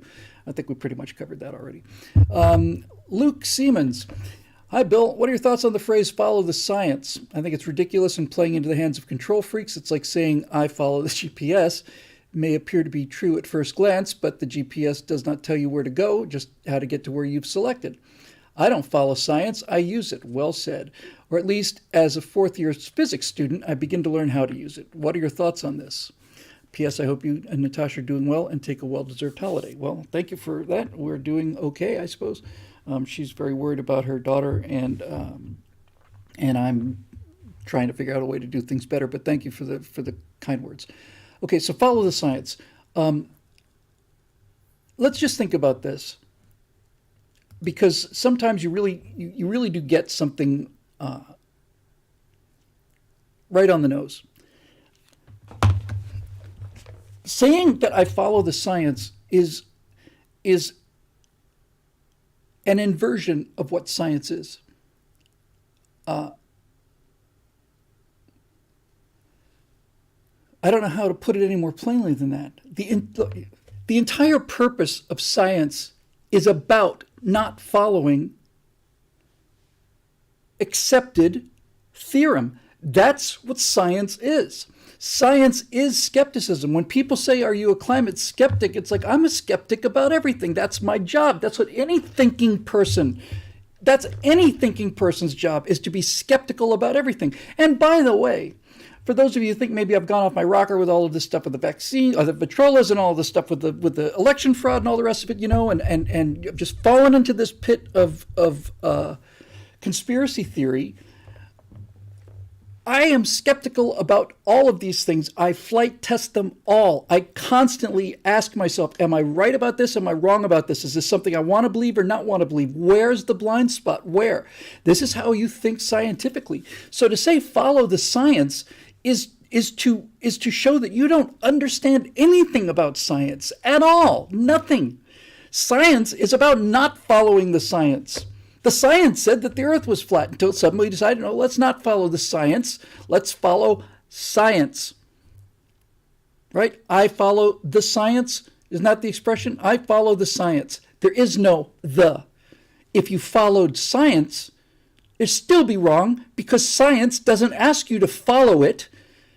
See, when you say something like, I follow the science, what you're basically saying is there's a golden calf at the front of this parade, and that's the parade I'm marching in, so I'm a smart person, and you're standing on the sidelines saying, oh, the golden calf is just a ridiculous model. You're stupid, I'm smart, I'm following the golden calf, you're standing there, you're a heathen and a barbarian, dehumanize you and find some way to get you liquidated. Science is about not following anything. That's the entire purpose of science, is to not follow anything. So what you get when you hear people say that is, and this is the thing that you really need to use if you're going to counterattack this stuff, is, well, one of the things I said that I like very much, especially with regard to the pandemic, is when people say, I follow the science, they don't follow the science. They follow the scientist. They follow the scientist. Dr. Fauci says this, and so I'm going to believe that because Fauci must be smart because he's the expert, and since he's an expert, he's got to be smart. So if Fauci says this, I'm going to follow the scientist because that will make me look smart to all the other people. Everything that the left believes in is predicated on neurotic insecurities. Period. That's what modern feminism is. That's what the trans movement is. That's what the I follow the science is. That's what all of this stuff is. It's about stupid people who know that they're not very smart and absolutely straight on neurotic panic about appearing smart and good to other people whose opinions shouldn't matter to them at all, convincing them that that this is why the current thing is the current thing. And it was Paul Joseph Watson. I don't know if he came up with that term, but that was, of all the videos I saw on that subject, he was right. He was the one that was most on it. I follow the current thing. I'm in favor of masks. I'm in favor of Ukraine on this. Oh, something new now? Yes, now I'm going to be on top of this. Trans swimmers, absolutely. That's the current thing. I'm going to follow that. I'm going to follow that. I'm going to follow that. I'm going to follow that. Right? And it is a sign of just absolute ignorance.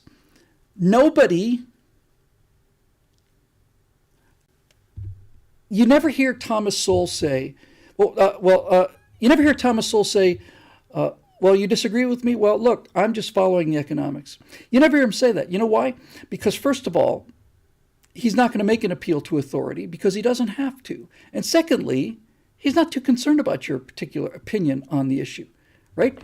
He's an expert, and he's not an intellectual, he's intelligent.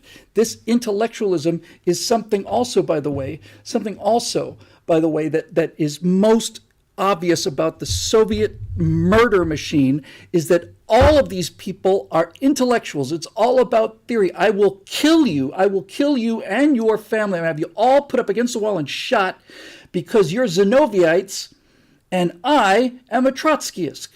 As if there's a difference between these things. It's all academic. It's all theoretical. They have no sense of what's real at all whatsoever, nothing.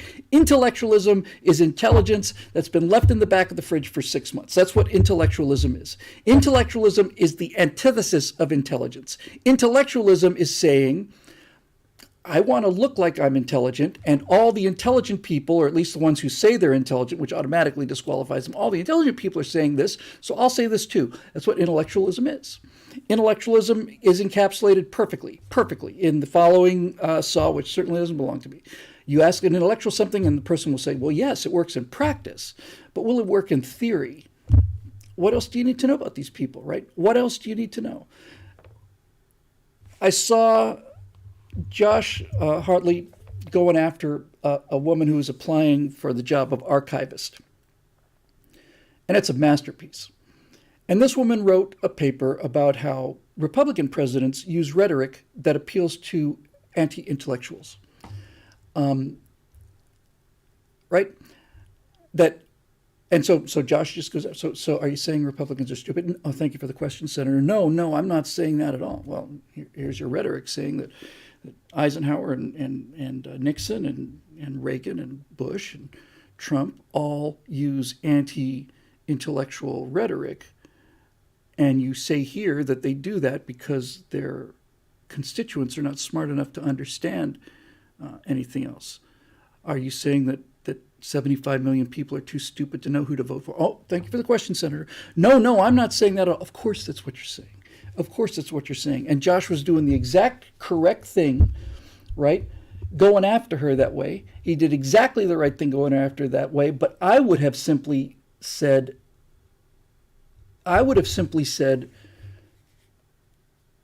so you're saying that Republican voters are more anti-intellectual than Democrat voters.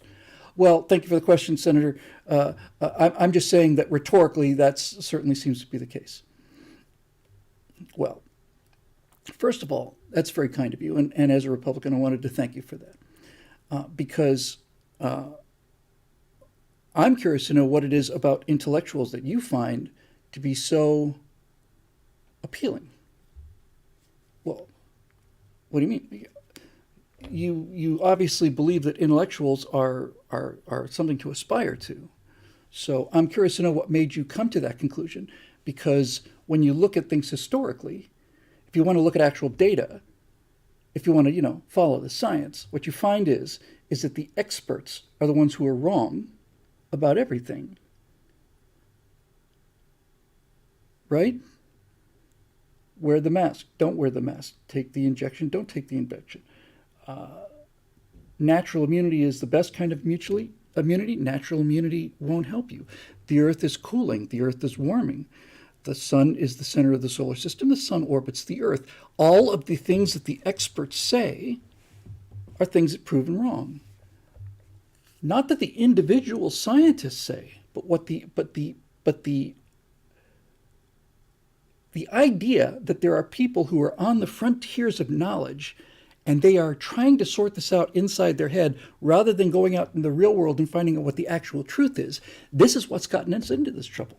This is what caused the Soviet Union. This is what caused the mass murder of people in China, is this worship of intellectuals. People who have no connection to reality whatsoever and who sit in their minds and create this little train set that then functions the way they want it to, and then they talk to other intellectuals about how smart they both are, and the next thing you know, you have an established principle that is the talking point for stupid people like you, ma'am, who think that this is where the truth is, when in point of fact, the truth is not here. The truth is right on the ground, right in front of your feet. And you're too stupid to realize that. And so are the rest of the intellectuals. You're too stupid and you're too narcissistic to understand that the truth is not in this little model that you put together. Truth is on the ground, right in front of you. And you are too arrogant to be able to deal with the fact that the truth is in front of you and in front of everybody else as well, which means that you're no smarter than other people are, and you're no better educated, and you're not right, and you're not good, and you're not virtuous.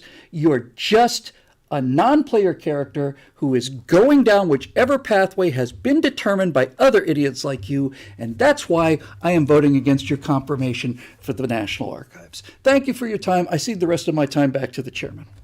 That's what you have to do to these people. You have to kick them in the nuts. You just have to kick them right there. So, Bill, you're asking for feedback and then you're completely ignoring it. You're exactly why it's infuriating. Okay, you have my full attention, Fighting Fedora. I have to look at this feedback and try to continue a conversation and catch whatever I can, but I'm all yours.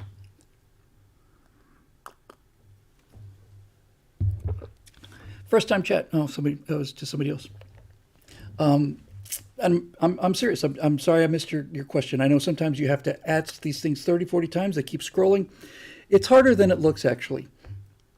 to glance over there and not, not have it pull you off all the time, which it certainly tries to do. Okay, here's another comment that I'm getting all the time. Make G.K. Masterson a mod while you continue to do your show. I'll be happy to do that too. I don't see her anywhere, so doesn't she have to appear in the YouTube comments for me to give her the touch on the shoulder? I wasn't trying to be nasty or flip there, fighting Fedora. I'm just saying it's not as easy as it may appear to. So anyway, I will get. I need to see G.K. Masterson in the YouTube chat. There we go. And now that chat is moving, and this thing does not. Oh, I know what I can do. I can just narrow this frame. Duh. Because the hammer button is on the other side of the screen. It's very hard to. I wish I'd thought of this earlier, but then again, I'm not all that smart, really. There's Masterson. There's add moderator. That's done. Okay, now back over here. Did I miss him again?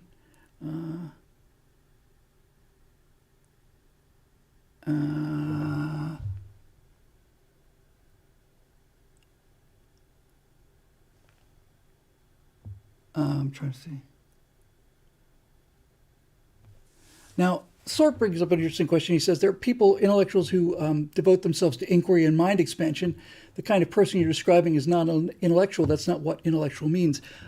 I kind of think it's what intellectual has become. Intellectual used to mean a person who used their intelligence. But intellectualism is now an ism. It's the abdication of intelligence and inquiry in order to save you the trouble of having to think things. Here we go. Build your relationship with your chats. Super chats make it personal. I love you. You're sharp as hell, but you do need to channel that passion into current events as they happen. Couldn't agree with you more. That's the entire purpose of what we went with earlier today. And if you're talking about current events as in like the current events of today, that's one thing. If you're talking about things like answering the chats as they come in terms of the super chats,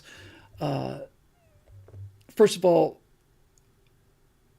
yes, but that seems to me like that is a specific show. I've seen enough of people who have these super chat shows to realize that they're not so much trying to answer questions that already exist as they're just doing the super. Somebody smash them. Go ahead. I'm waiting. Let's see one of our, here's the best adult dating. Hold on, don't kill this. It's about the best adult dating site. I don't want to miss that. So one of the, Masterson wins. Smashed it with a smash hammer. Oh, Marisha got another one. My God, this is actually like watching, the Israeli Iron Dome things coming shooting down the incoming rockets. Off it goes. They've been timed out for 300 seconds. Now, that G.K. Masterson timed out somebody for 300 seconds. Everything else was deleted. It's possible that interceptor missed the target, that it exploded in the vicinity. Beaker says Thomas Sowell had a good definition for intellectuals. I'm very curious to know what it is, because I think he's the smartest man on the earth. Can you tell me what it is? I get your point about, hey, intellectualism used to be people who were intelligent and stuff, but it's mutated like everything else. All right, I'm going to go back to the questions while we're waiting for this. Okay, so there's one down and only 30 to go. Cody Fett. It's just a cool name, Cody Fett. It's a cowboy name, Cody Fett. And I can't see the YouTube chat here. Yeah, maybe I can.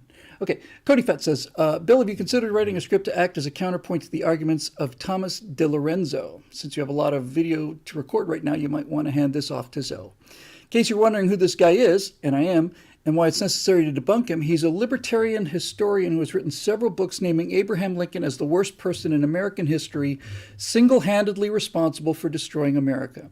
I'm sure in his writing it is slightly more nuanced than that. Many people have said that his work is so outlandish that it's not even worth the effort of debunking, and I'm sure you feel that way right now too, but this guy's arguments are being repeated by Razorfist, Tim Pool, and the Lotus Eaters just off the top of my head. The arguments are repeated so often by such a growing number of people that they are now being stated as if people were talking about the color of the sky, even though almost all of them come from just Thomas de Lorenzo. To repeat your own argument about Islamic terrorism from a decade ago, back to your people will buy the best horse available, and right now it's a contest between the weak, sick horse and no horse. Do you have a strong horse for Lincoln, or do you know someone who does? I do have a strong horse for Lincoln.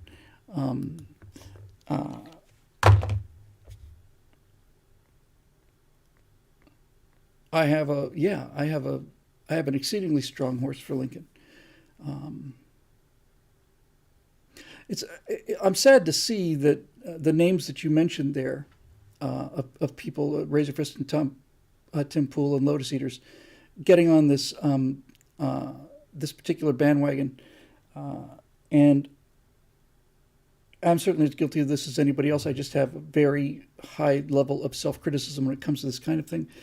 This is a form of virtue signaling. This sense that that I'm going to call Abraham Lincoln the worst president in American history and responsible for all of our problems because I have inside information about him. You know,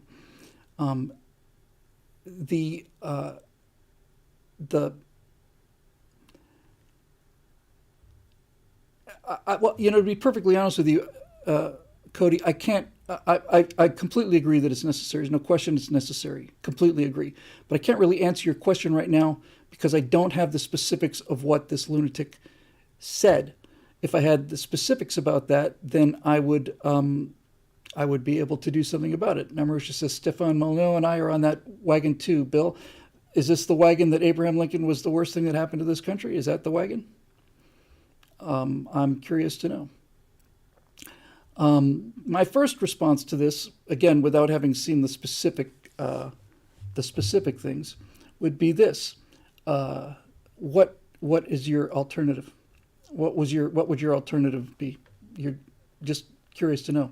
Because one of the easiest things to do is to criticize people and realize that it's one thing to criticize people because life usually doesn't consist of. Okay, not the worst, but one of the top 10. Please make the case. Looking forward to this.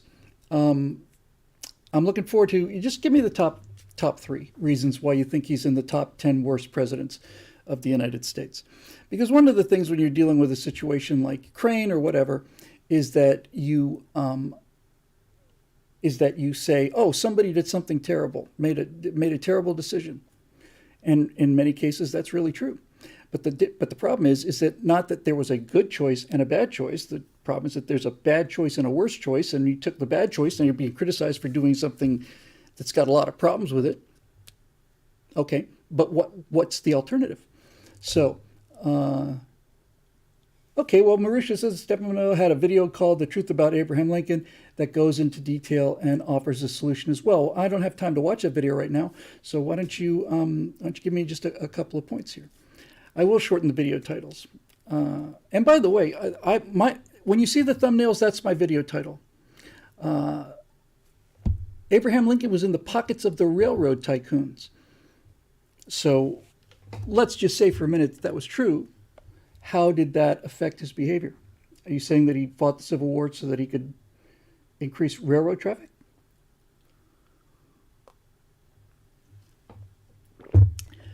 Javier Rojas steps up and says, I've heard the arguments. One of them was that his martial law decree in Maryland and his arresting of pro-South state legislators. Yes, he did do that. He did violate a number of civil rights as the commander-in-chief of the Union. And unlike the South, which allowed open criticism right up until the end of the war, Lincoln shut those things down. Is that the reason why he's such an evil president? Alternative was to do what the British did and use lawfare and reparations to free the slaves, letting the Confederacy go. Economics would have let slavery die a natural death. So there it is. Okay, that's all I need to hear.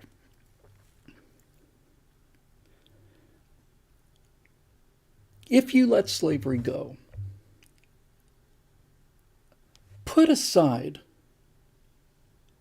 the moral repugnance of that argument, okay? Just put aside the moral repugnance of that argument. let's just look at the practical aspect of that. You want to take your slaves and go? Okay, fine, off you go. Who am I to stop you? I only have limited federal powers, not my power to keep the Union together. If you decide you want to leave, off you go. Take your slaves, set up your own confederacy, and we will border you.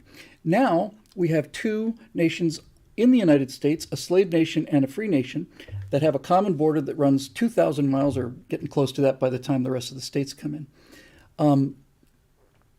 When do you think the next war is going to happen between these two countries?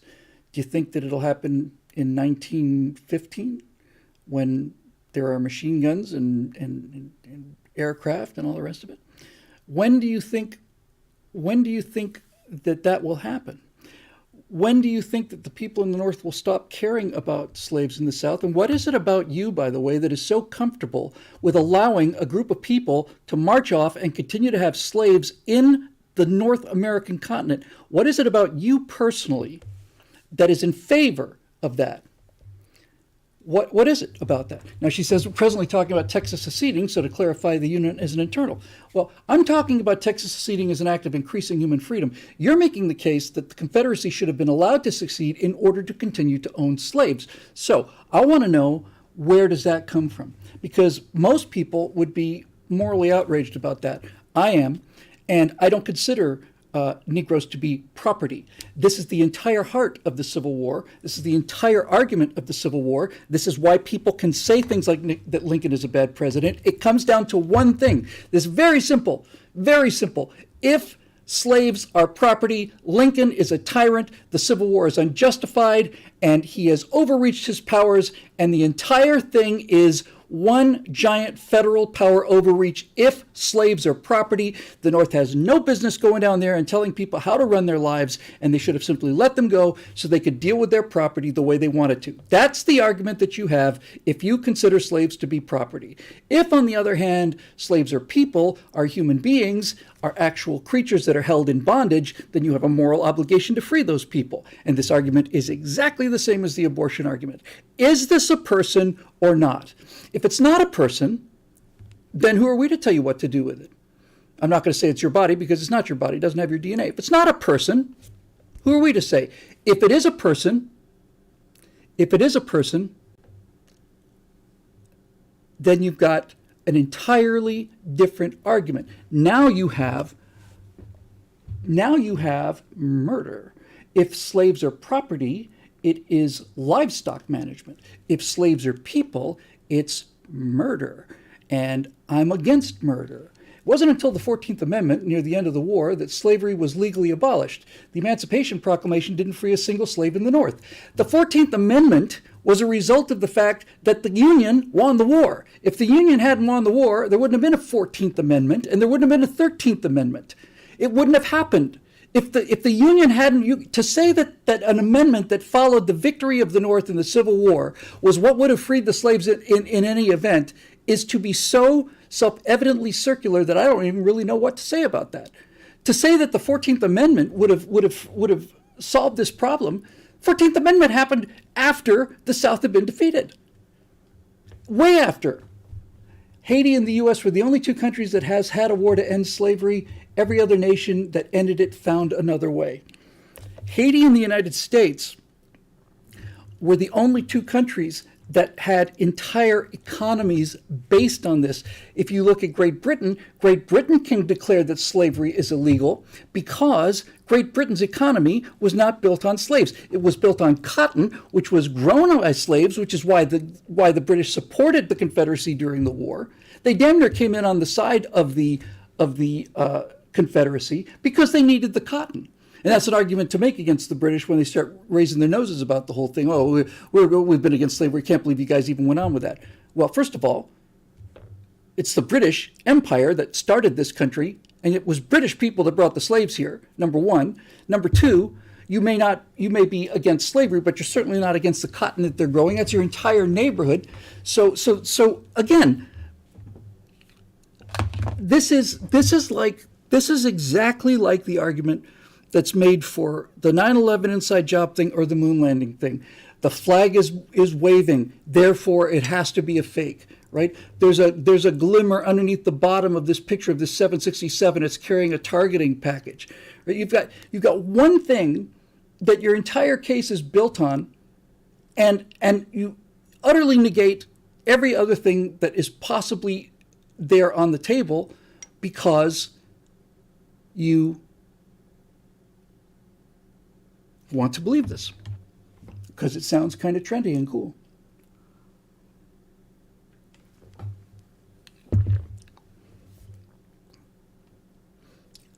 Ray Berry says, if the first Confederacy of the 1780s lasted less than 10 years, why would anyone think the 1860s Confederacy would have lasted much longer? The Civil War was the inevitable result of the compromise that made the United States possible. You could not get the southern states into the United States of America without a provision for them to allow to keep their slaves. That was repugnant to many people in the North and repugnant to some people in the South too, but that was the price of it.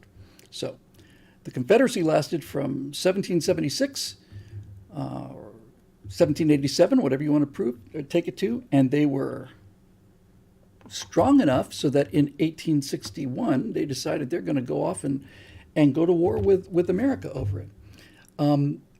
I don't understand this at all. I really don't. If you're saying that Lincoln's arrest of people who were printing defeatist or pro-Southern newspaper articles, if you think that his arrest of a couple of individuals is morally more repugnant than the turning of 8 million people into personal property, then I don't want to be on that side of the equation. I don't. It goes without mentioning, although I never hear this mentioned, that 7 states of the Deep South were out of the Union before Lincoln was inaugurated. So it's not like Lincoln provoked them. It's not like Lincoln forced them out of the Union. The 7 states of the Deep Confederacy, 7 deep states, were out of the Union before Lincoln was president. Why were they out of the Union? They were out of the Union because they knew that the Republicans were going to allow, not that the Republicans were going to declare slavery illegal. No one is saying slavery is good. We're just saying that the means didn't justify the ends when there were other means available. The other means available that you listed was to simply let them go. That was your first alternative, was to simply say they should have just let them go. And eventually slavery would have died out.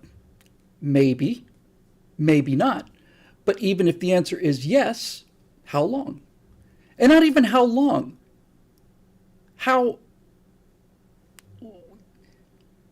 don't know. I guess we're just so far away from it now that this is now an intellectualist argument.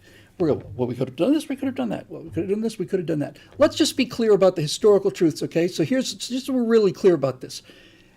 Prior to the election of 1860, prior to the accepted compromise was, we have an entire rest of the continent that's going to become part of the United States. Okay? Become part of the United States. Hold that thought. All of these states are going to come in and become part of the United States. Are they going to come in as slave states or are they going to come in as free states? The Southerners wanted anything below the Mason-Dixon line or whatever the parallel was. If it was below that line, automatically it was a slave state. But the United States Congress and the people of the United States decided that, hey, you know what, here's an idea. Why don't we let the territories that are coming into the United States, why don't we let them decide whether they want to be free states or not? Why don't we let the people who are coming into the Union decide whether or not they want to be a slave state or a free state? So that's what we ended up doing.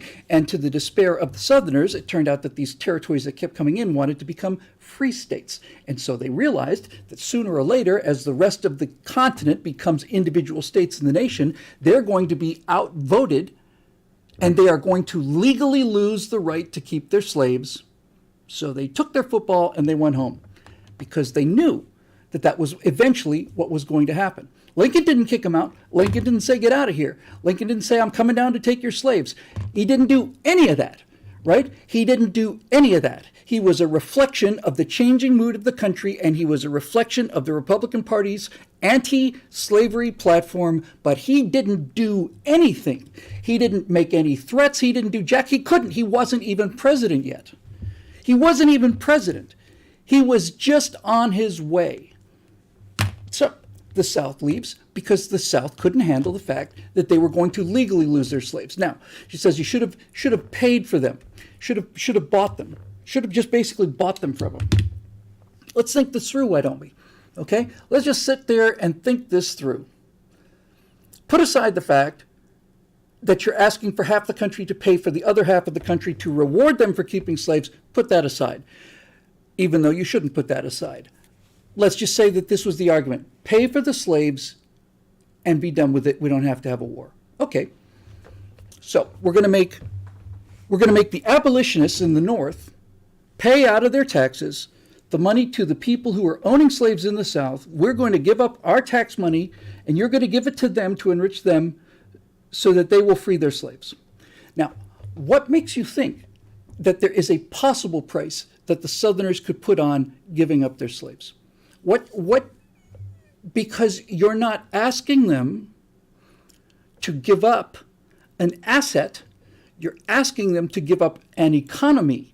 If you make an offer to buy the slaves' freedom, you are basically saying, here is a single cash payout, and now you have nothing.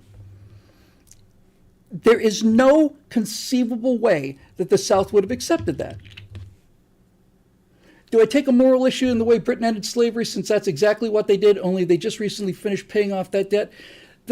How many slaves were in Britain? How many slaves were in Britain? It is a completely absurd comparison.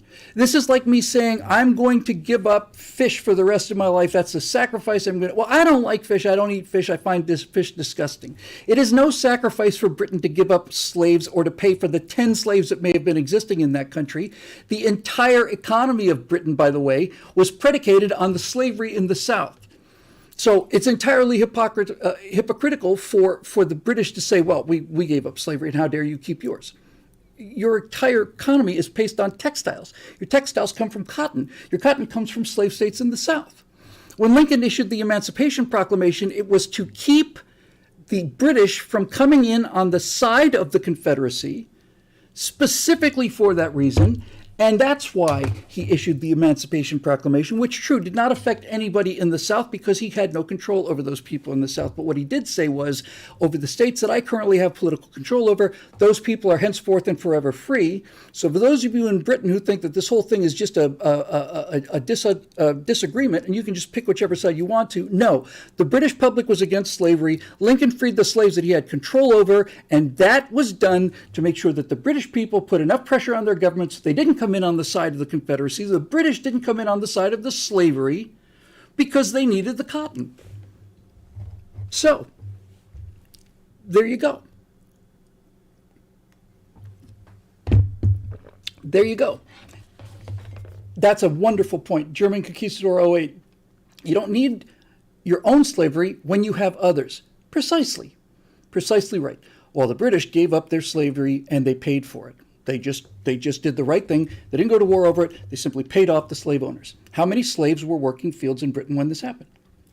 How many slaves were how much cotton was being grown by African slaves in England when they made that decision? And how much did it cost them?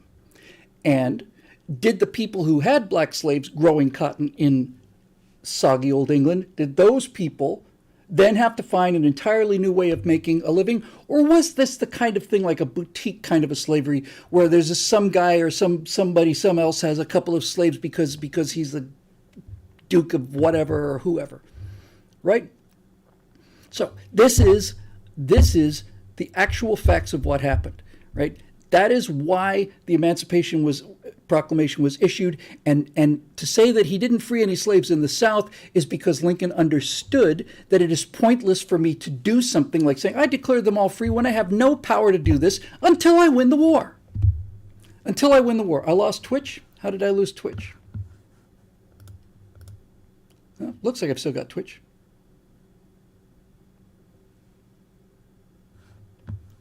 Looks like it's got some backups and stuff like that. Anyway, so that's my short form. That's like saying we still do business with China. Well, now you've got a point. Now you've actually got a point. Yes, that's right. The iPhone is manufactured by slave labor in China. That's a really good point. But even then, it's not the same situation, because you can have a world where Chinese people are making iPhones for a reasonable wage and under reasonable conditions. That's not inherently a moral evil. And it's also not the end of the Chinese economy.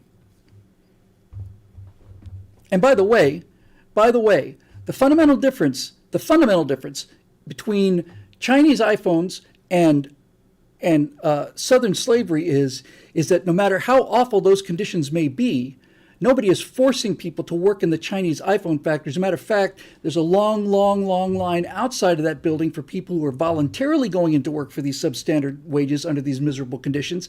So it's not indentured servitude, and it's not slavery. It's just really, really immoral occupational conditions. No one's forcing those people to stay. They're not the property. Apple doesn't own those people, and the Chinese government doesn't own them either. That's kind of important, right? There are people that do horrible things for a living, or people who cut these ships in Bangladesh and in Pakistan and in India and all the rest of it. Miserable, dangerous, toxic, horrible work. And there's a line out the door for people who want those jobs, because those are the social conditions in that country. Does that make me happy? No, it doesn't make me happy. But apparently, the people that actually live there realize that it is better to manufacture iPhones than it is to live out in the country. That's why they're there. That's just the beginning.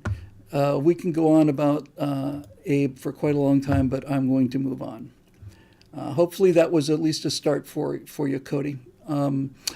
Henry Lumley, who's been a big part of curating this.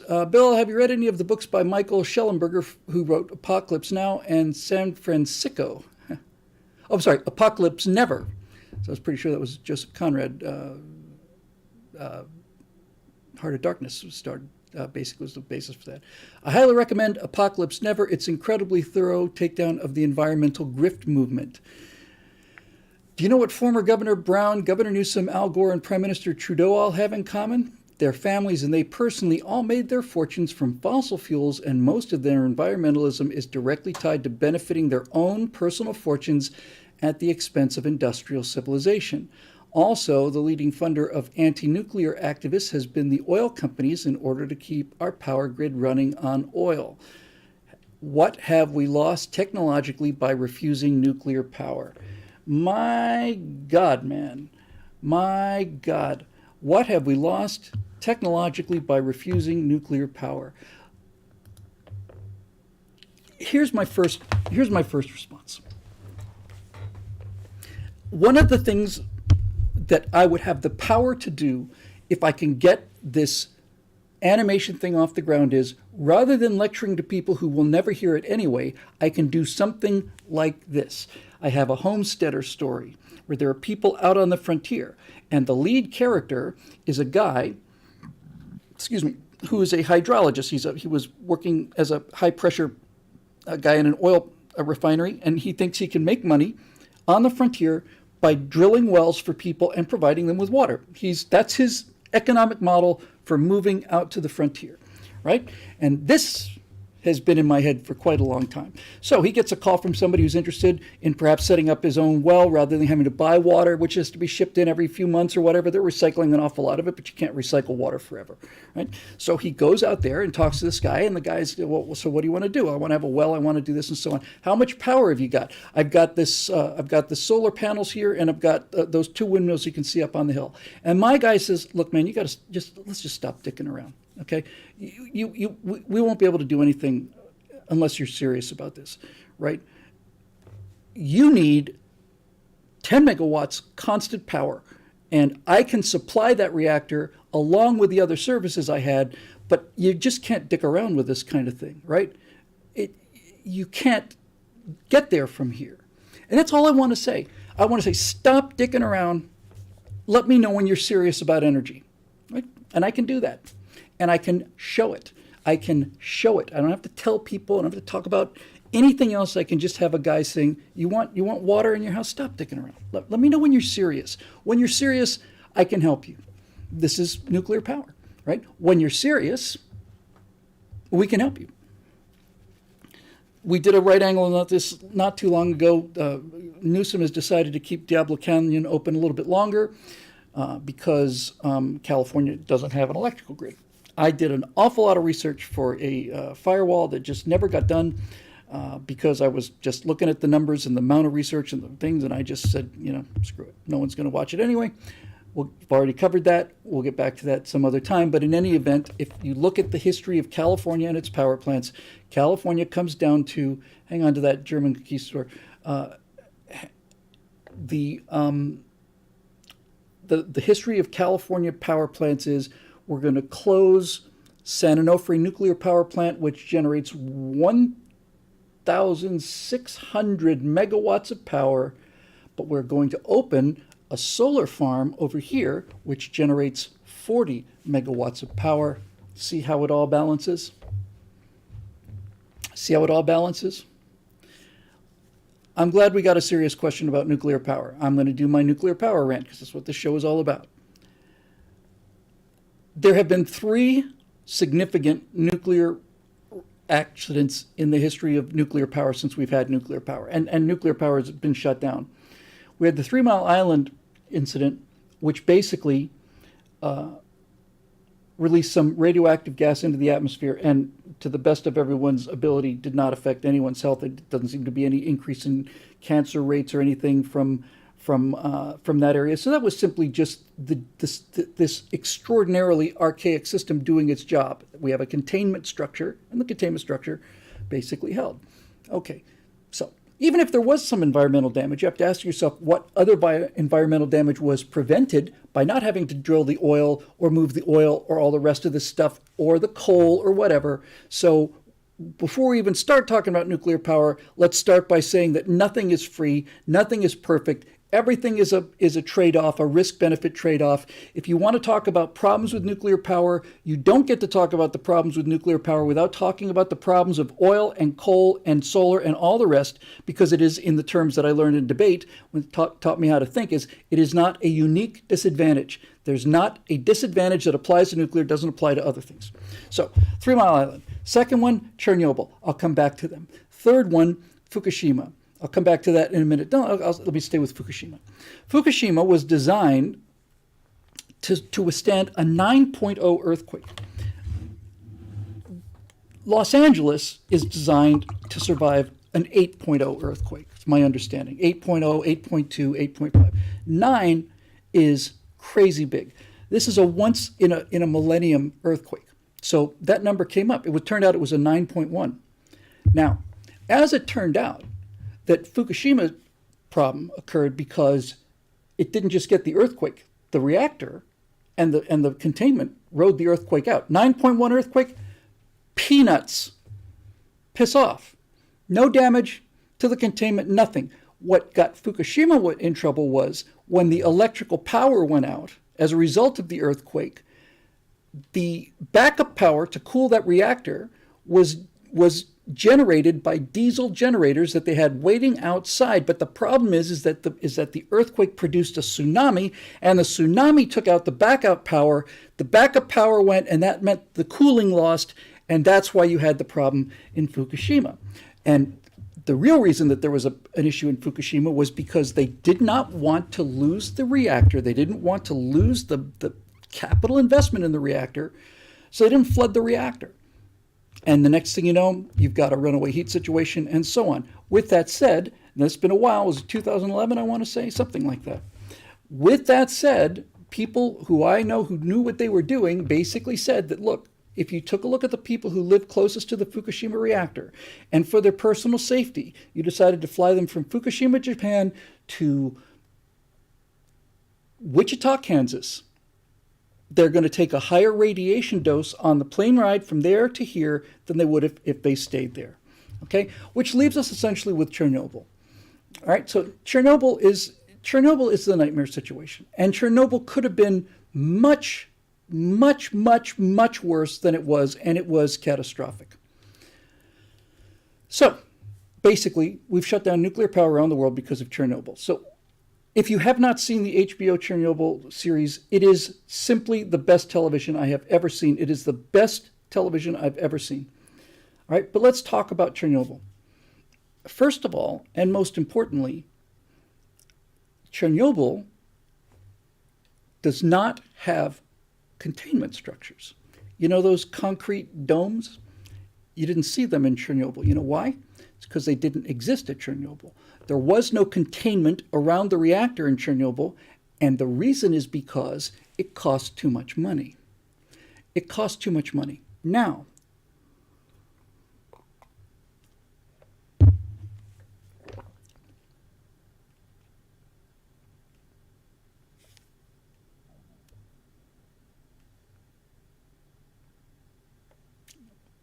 Littleton, is that accurate? G.K. Masterson says, Chernobyl's what happens when you put idiots in charge. It's simpler than that. Let's say you want to use an energy source to heat your home.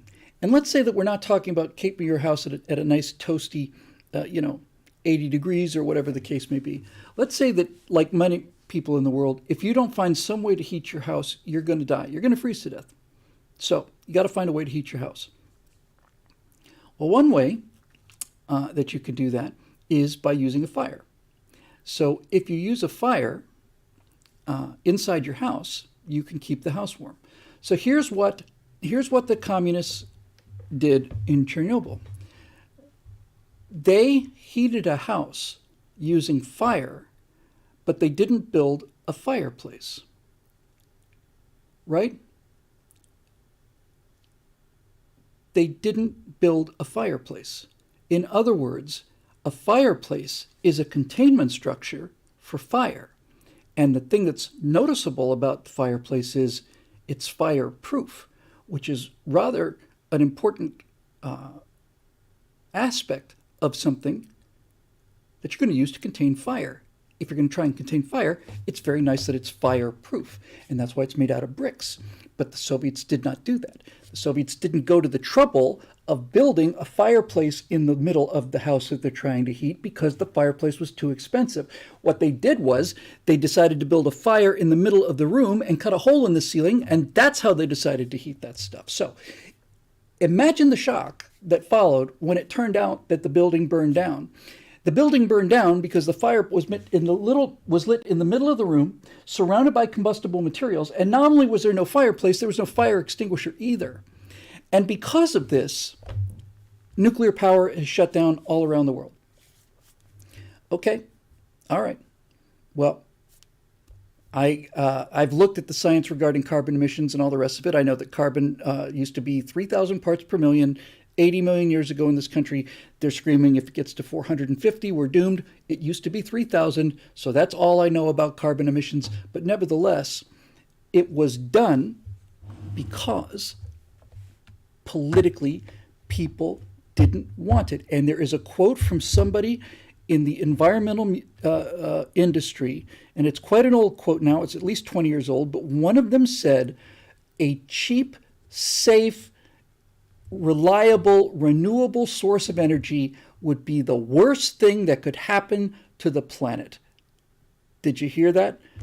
Cheap, safe, reliable, renewable energy would be the worst thing that could happen to the planet, because if it did happen, then there would be no constraints on the free market and no constraints on people's visions. And that would be the end of the game for these people.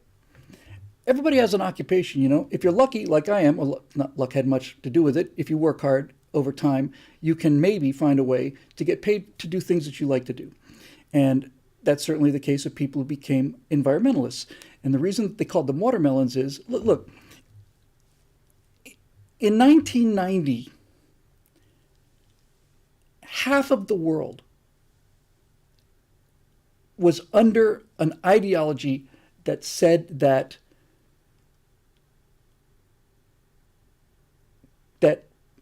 individualism, free market, ownership, property is bad, evil. And then it's gone. And it's gone because they're wrong, and they had been wrong for the entire time. But the Soviet Union collapses. So what happened to all the people that hate capitalism? What happened to all the envious people? What happened to all the people who couldn't stand the fact that somebody had a nicer house or a nicer car than them? People who were too lazy or too stupid or both to go out and work hard enough to get nice stuff. What happened to those people? Where did they go? They didn't just vanish. You think you just gave up? No.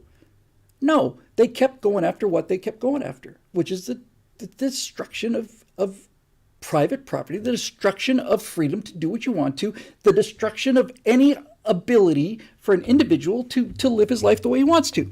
So you got to shut down capitalism. So how are you going to do it? You can't bomb it out of existence, because they kind of tried that and thought about it, but they couldn't do it. Their system could not provide a military that would defeat ours. So how do you do it? Well, you got to scare people into it. You got to scare people into it. And the way you shut down manufacturing something is by turning off the electricity to the plant. If you can't bomb the plant, and if you can't make the plant illegal, then what you have to do is you have to make it so that the plant shuts down of its own accord because of some greater good, which of course is the survival of the planet and the elimination of radioactive waste. Now, before we go any further, let me say this. Radioactive waste is a serious problem, and radioactive waste is a genuine issue. And if there was only some way to solve this issue, like burying this stuff deep in the ground, then we wouldn't have anything to worry about. All of this is moot at this point, because the reactors and the designs for the plants that we had problems. And by the way, this is a perfect example of the news going down to LAX to report that flight 1411, American 1411 from New York, has just landed safely at LAX. This is a perfect example. How many reactors were there in the world working at the time of the China syndrome? Hundreds, certainly. Was it thousands? I don't know, right? I don't know. But it was hundreds, I'm sure, around the world. And they were working every single day and every single night, creating electricity, doing what it's supposed to be doing, just marking it off, doing the job. And it was doing the job perfectly safely, but they all got closed down to be replaced with windmills. And by the way, this winter is when we're going to see in Europe what happens when you depend on windmills and solar to run your country's economic grid. That's when it's going to be an issue. Now, Michael Dye says, what about launching radioactive waste into space? The problem with that is that rockets blow up. It's much easier to just bury it in the ground. And my point is that all of this stuff is moot anyway, because if you were to put nuclear power into place now, none of these issues are on the table, and they know it. They know it. The reactors of 3 Mile Island, Chernobyl, Fukushima, the fundamental design, not the final engineering design, but the fundamental design was designed in the 40s and basically engineered in the 50s and implemented in the 60s and 70s. These things are 60, 70 years old, these designs. There is now multiple pathways to nuclear power that cannot melt down. Now, let me explain the difference for those of you that don't understand between a physical phenomenon versus an engineering phenomenon. The classical nuclear reactor design consists of uranium rods that are moderated with carbon rods that soak up the excess neutrons. And when you put these rods into the reactor, it soaks up enough of these free neurons so that the chain reaction stops. And as you pull them out, more and more of these chain reactions happen, and you can pull them all the way out, and the reactor will get to peak power. It's like a throttle. It's exactly what it is. And it's a fairly high precision throttle. You want to lower the energy output, you put the rods in deeper. You want to raise it, you take them out. Okay? Now, if you take the rods out completely, then the reaction becomes so uncontrolled and so hot that it will, in fact, melt down, right? So you build in safety mechanisms, like you build in something that allows that if the power goes out, the rods drop in automatically. The reactor scrams to safe. You have cooling systems. These are engineering problems and engineering solutions. So what I'm saying is features, and the problem with engineering safety features is they can fail. And in Chernobyl, they were turned off. So imagine the shock when they failed. But see, now I'm going to a different level here. They were turned off for political reasons, and that is part of human life too. People do stupid things for greed or for prestige or whatever reason, and I don't even want to trust that. So, when you talk about a modern nuclear reactor, thorium-based nuclear reactor, what you're essentially talking about, I'm simplifying to a great degree here, but what you're essentially talking about is instead of having one thing that's very, very, very, very hot and is going to heat water up to steam, because that's the whole reason it's there. Can you get water to steam? Yes. If you can get something to make steam, you can drive a turbine. If you can drive a turbine, you can drive a magnet around a coil of wire, and that means you can make electricity. Steam is the steam. Look, everything, this power, all the power that you see, every single watt of electricity you use or have ever used is a result of steam. It is a steam-powered system, right? That's it.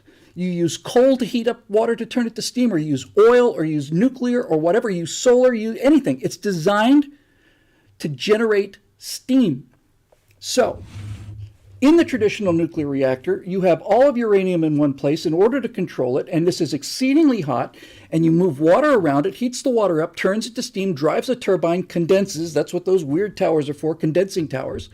And then the water goes through again, and you go on forever until the fuel runs out. Endless electricity. It's throttled up and down, but you don't burn fuel at a higher rate particularly, right? So it's on all the time. Now, what the modern reactors do is, instead of putting something in one place that gets so hot that if a mechanic perfectly for it to function, if the engineering fails, it stops because of physics. That's not the same thing as what happened in Chernobyl or 3 Mile Island. Chernobyl, 3 Mile Island, Fukushima, the engineering was there to prevent a fatal meltdown, but modern reactors are genuinely fail-safe. Everybody's heard the term fail-safe. Hardly anybody knows what it means. What does fail-safe mean? It's fail-safe. It's a fail-safe system. What does it mean? It means when it fails to safe. A failure of any kind, an earthquake, a controller error, loss of electricity, loss of water, means that if it fails, any kind of failure, it fails to safe. It simply stops working. The reactors that we've been talking about, historical reactors, don't fail safe. They fail dangerous. And the failures have been what have caused the reaction against nuclear power. Okay, all right. But that is no longer the case with current designs. Current designs fail safe. If any part of them stops working, the thing stops working. And there's a bigger issue too. Bigger issue. And the bigger issue is this. Right now, we have nuclear power centers like Diablo Canyon and like the recently shut down, I can never remember the name of that place. It's right on the tip of my tongue. Anyway, other nuclear reactors, right? They're big, centralized things. They require enormous power grids. These power grids require stations, transformer stations, and things to continue the power, distribute the power, and so on. This is a 20th century industrial era way of getting electricity to people's houses, right? We're going to have 5 reactors or 10 or whatever, San Onofre, thank you, and we're going to power the entire state with these 5 sources. It doesn't even matter if they're nuclear for this argument. You've got 5 or 6 power plants generating power for the entire state. The answer to the problem is you get a self-contained reactor, which nowadays is not much larger than a big water heater, certainly smaller than a school bus, right? It is self-contained. You don't open it. There are no operators. It's essentially a radiothermal generator. It doesn't do anything other than generate heat. And it never generates so much heat that it melts down. It provides 25 megawatts, and you put it in the ground, and you build a swimming pool on top of it just for fun. You don't need to. And it runs for 20 years and powers a few thousand houses. So if the grid goes out, it doesn't matter because there is no grid anymore, right? It all fails safe. And none of this is dealing with fusion, right? Fusion has been 10 years around the corner for the last 60 years. Whether it gets there or not, I don't know. But I do know that if there is going to be fusion power within any of our lifetimes, it's going to be this centralized power station, huge, enormous, incredibly expensive thing. So I would rather have a neighborhood power station. And if I was trying to hurt the country, I would much rather have all of the power being generated in small number of places. There is a terrorist attack that happened in the United States that nobody knows about, and I didn't know about it until I got to be friends with Frank Gaffney, who has been an absolute voice in the wilderness about protecting our power grid. This isn't a hypothetical. This actually happened. It wasn't a power generating plant. It was a transformer plant. It was an area where power was taking power in from the power plant and then distributing it to Silicon Valley. Several years ago, something like 10 years ago, this conventional plant, which again wasn't a power source, it was a relay, power relay, was shot up by AK-47 bullets. It was shot up, surrounded, and shot up by AK-47 bullets. And I don't remember if it was 5 out of 6 or 6 out of 7, the electronic controls to that transducer station were cut. But the people who did the cutting missed one of them. And because they missed one of them, they were able to shut that transformer down before it burned itself out. Now, you may ask yourself, okay, so where's the harm in that? Well, if that transformer, if they had gotten all 7 of these things, and that transformer had been allowed to melt, then you think, okay, so you replace the transformer. The transforming equipment is the size of a locomotive, and no 2 of them are the same. No 2 of them are the same. They're custom made. By a couple of AK-47 bullets hitting some tanks and some cooling tanks and a big old pair of wire cutters, they nearly stopped the electrical power to the entire Silicon Valley for 6 months. 6 months minimum until they'd done that. 6 months minimum, probably longer. And there's no way around it, right? It wasn't a question of getting power from somewhere else. You can't distribute it. It's gone. It's melted. We don't have spare transformers. A civilization that was run by people that weren't idiots would have standardized transformers, and you'd have a bunch of them on the shelf. You know why? In case somebody decided to shoot one up with an AK-47. That's why you would have one. You'd put it on a truck, you disperse them around the country, probably get it back online within a couple days, certainly within a week or 2. Right? But no. We got other things to spend trillions of dollars on. Not anything sensible like this. No. Okay, so there you go, right? This nuclear power of the 21st century is so unbelievably different species than what we all grew up with and what we have been made afraid of, that even talking about the safety history of nuclear power is kind of a trap, because despite the fact that it's excellent, it still doesn't account for the fact that these modern reactor designs cannot, it's not a question of won't, it's not a question of we have measures to prevent. The laws of physics say that if everything goes south, earthquakes, fires, cats falling from the sky, it doesn't matter. Whatever happens, it simply shuts down. Now, if we were to get over this man-made, man-created psychological terror of radiation, it's not just nuclear power, it's terror of radiation. By the way, interesting fun fact, a couple of fun facts. First of all, did you know that inside the nuclear power plants that are still functioning in the United States, there is a level of radioactivity that is allowable inside the control room, and it is exceedingly small, and it's monitored all the time, right? And if that level gets higher than the bar for whatever reason, the plant is shut down, okay? Now, here's something you probably didn't know. That level of radioactivity, the maximum level of radioactivity allowed in a nuclear power plant control station, is exceeded by a factor of 4 in Grand Central Station in New York City, and has been from the time that that thing opened in, what was it, the 30s? Let me rephrase that. When you stand in the center of the Grand Central Station in New York City, you are taking a radiation dose that is 4 times higher than the maximum allowable radiation dose in the control room of an American nuclear reactor. Do you know why? Well, the reason is because Grand Central Station is made almost exclusively from granite, and granite is radioactive. It's not terribly radioactive, but it is radioactive. You know what else is radioactive? Bananas. Bananas are somewhat radioactive. They have an isotope of potassium, if I recall correctly.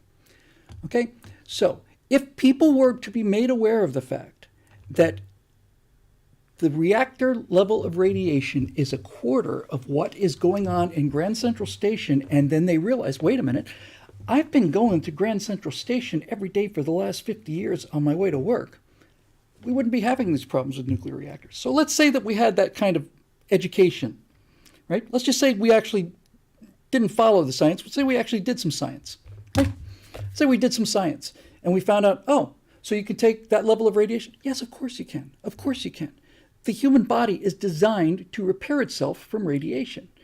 If it didn't, we'd all be dead. There wouldn't be any life on Earth at all. We're constantly hit by cosmic rays. There is, in fact, as a small parenthetical, there's compelling evidence that if you expose humans intentionally to slightly larger doses of radiation, and you do this over a period of time, you will then have people who are resistant to massive doses of radiation. You can build resistance to radiation by slowly increasing the dosage, which means that those mechanisms for repair become more in use. It's essentially the same as how your immune system adjusts itself to anything. So the Earth is radioactive. Grand Central Station is, all of it's radioactive. There's radioactivity all the time. And people have this panic about it, a panic. Okay, but let's just say that we were have an educational system and an open media, and somebody like me could make this argument, and somebody could say, "Well, Bill, you win. We're going to have nuclear power back in this country." And what would happen then, right? What would happen then? What would happen if it turned out that the nightmare of the environmentalists came true? That there was cheap, abundant, safe, essentially unlimited power. What would happen? Well, how would the people in control you if your power supply was something that you got together with 15 of your neighbors on and signed a local contract? And since the thing is always on, why couldn't you simply pump salt water into this thing? And there's a fair amount of salt water out there. I've lived on the Atlantic and the Pacific. I've seen a fair amount of it in my life. You would then be able to take all the water you wanted to, run it through a desalinization process, have unlimited free water.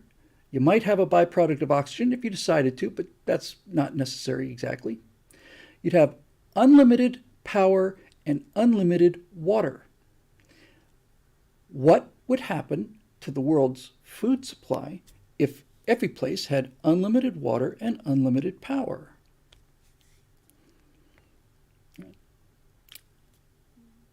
Do you know that prior to, I want to say it was the early 1800s, I'm not exactly sure of the date, but did you know that the United States had passed laws that said that we had essentially a national security interest that allowed us to, what's the word I'm looking for? Own any outcropping that was covered in bird guano. In other words, if there's a rock out in the middle of the ocean and it's covered in bird guano, there was U.S. legislation that said that we had the legal right to go there with the United States Navy and secure all the bird shit on that island. That's what we had a right to do that. Do you know why? Because that guano, that bird crap, was priceless. Priceless. It was priceless because it was highly concentrated nitrogen, and nitrogen is what makes fertilizers work. And bird guano is really terrific, and a little bit of it goes a long way, right? So we had the legal power, and people would make fortunes by finding rocks that birds had roosted on because of the bird crap, and the bird crap was valuable because of the nitrogen. The nitrogen was valuable because it was what you needed in fertilizer. Fertilizer was valuable because it allowed you to grow more crops, and the more crops you grew, the more you could feed people, right? So that was it.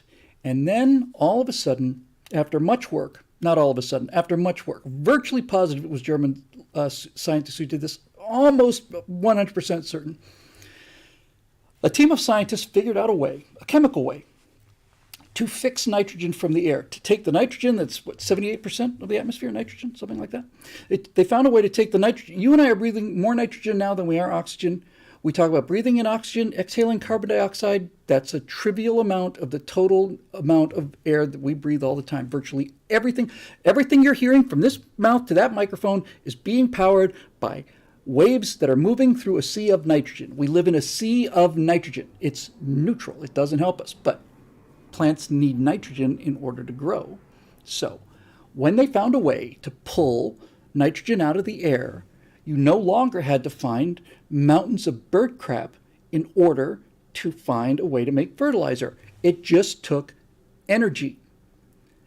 It was a chemical process.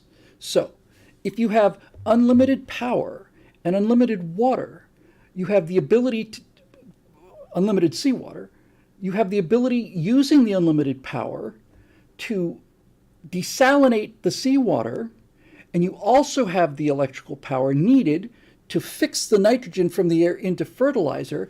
And that means, if you were so inclined, you could grow cotton in Las Vegas. Right? That's the future that I grew up with. That's the future that I was fully expecting was coming our way. This was what I thought my future was going to be, because they told me it was going to be that. They told me that at the Futurama exhibit in the 1964 World's Fair in New York City. I saw it with my own eyes on a little diorama. Here's cotton growing in the desert because we have endless supplies of energy, endless supplies of essentially free energy. We've had this ability at our fingertips for 70 years now, and we don't use it because a small number of people have decided that they don't want us to have it, and they have managed to control the information supplies to the point where they've scared everybody absolutely insane. One of the biggest influences on me when I started writing Eject was a guy named Stephen Den Best. He was a brilliant engineer. Brilliant engineer. If you're having trouble with some people are talking about, is it Twitch that's giving us interruptions, or YouTube, or whatever? I don't know. I'm sorry about that. There's not much I can do about that. Usually don't have problems with that. I'll have a look into that. Anyway, and I was just saying, talking about reactors, talking about that. Help me out, somebody. Nitrogen, I was talking to, nitrogen, oxygen, fusion. Come on, Billy. I know I was talking about unlimited power and unlimited energy, unlimited water. Anyway, if you can create your own water, your own energy, and your own fertilizer, no one can control you. And the people who've gone into this business of making us terrified of this have succeeded beyond our wildest dreams. What do you say about a society that strangles itself to death, you know? Oh, apparently I lost 50 viewers like very, very quickly because YouTube, because I was talking about something YouTube didn't want. It's the world we live in. So people are saying we lost a bunch of people, and apparently now YouTube is glitching the stream. Okay. I'll talk more slowly.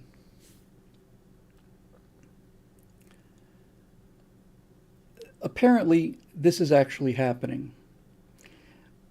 Algorithms at YouTube have determined that this conversation is not something you should be able to hear. So, all of a sudden, the feed has been essentially interrupted to the point where it's unwatchable. Okay. That's a sign that you're hearing the truth. Let me just see how bad that looks, because I can... yeah, he's raving there, and then he's kind of not. I'm looking, going out and coming back on YouTube. It's coming and going. Okay. And everybody's got this new kind of spinning wheels of death logo. Okay. Well, then that's something. Yep, there it goes. Yep. He's stopped talking. Just pure coincidence, no doubt.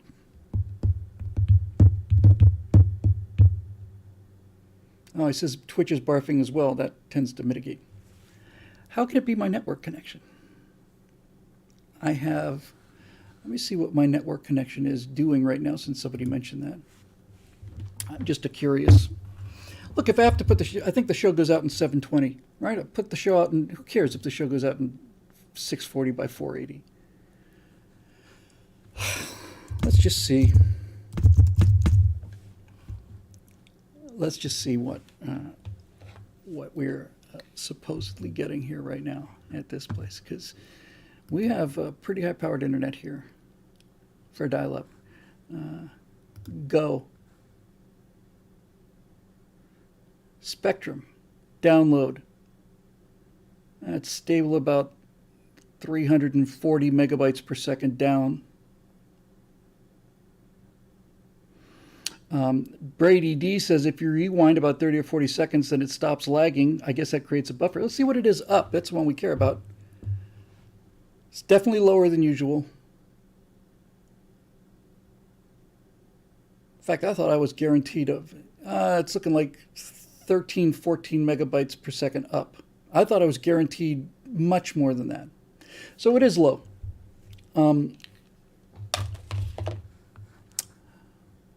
Okay, that's may not be a giant conspiracy. That may just be a phone call that I'm needing to make. But people have noticed that since we started talking about nuclear power, these interruptions are becoming more and more extreme. So I think that covers that subject adequately for the time being. And both of these books look terrific.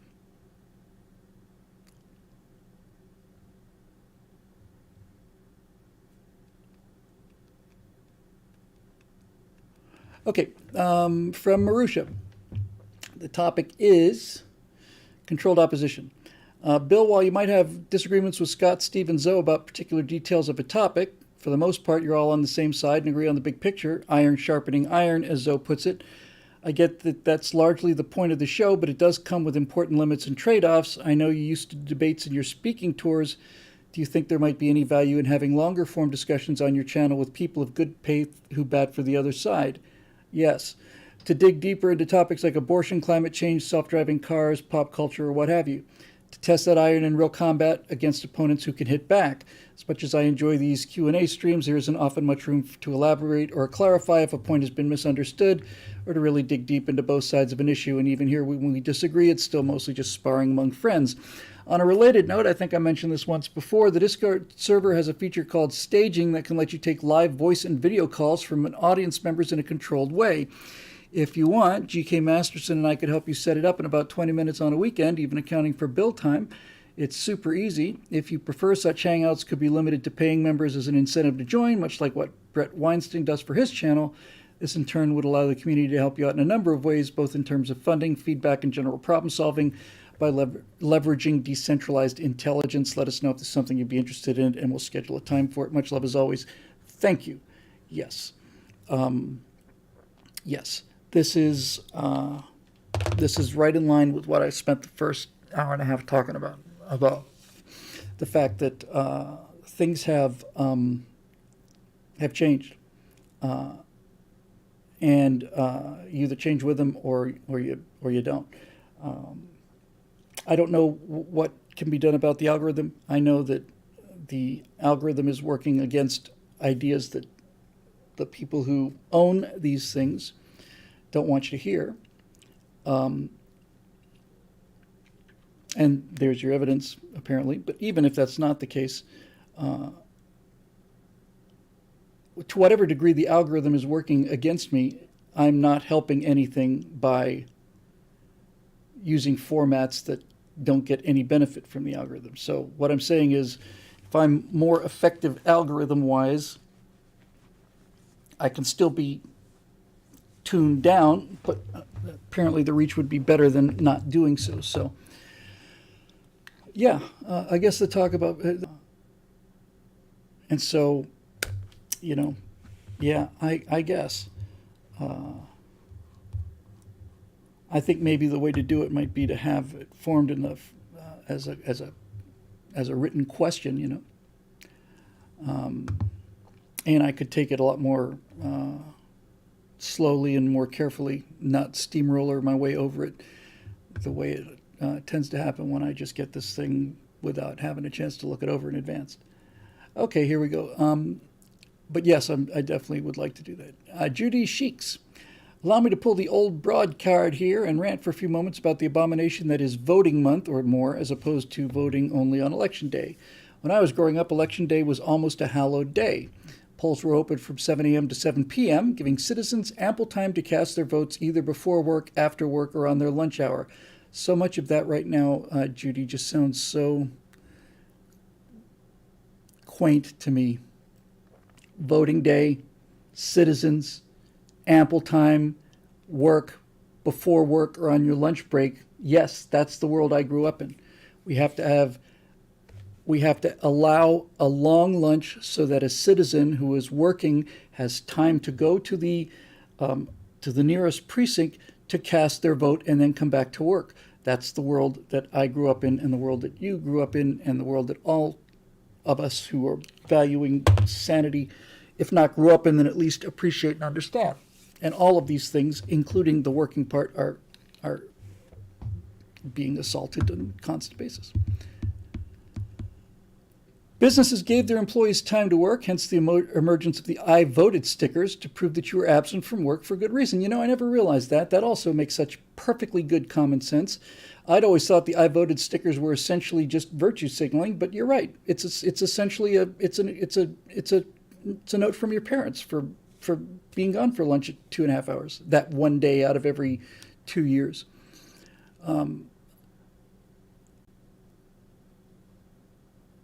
Bars and liquor stores were even closed until after the polls closed to make sure no scoundrel could get someone inebriated and have them cast a favorable vote. I didn't know that.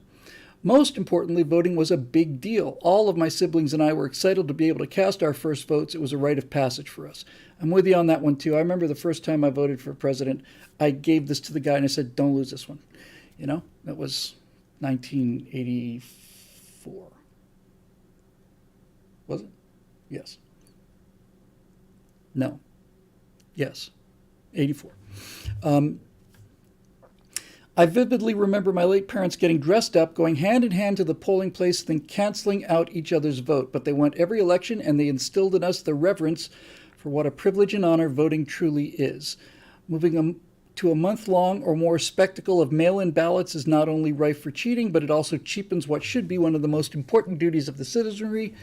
It's saying that not being inconvenienced trumps the sanctity of voting. Mail-in ballots were reserved for servicemen and other people who were stationed abroad or were working out of state. Is it going to be impossible to get the genie back in the bottle? That was so eloquently put. Yes, an absentee ballot, in other words, a vote that you mailed in, was something that was very difficult to get, and you had to prove that the only reason that you were going to be given this privilege was because it was physically impossible for you to be there.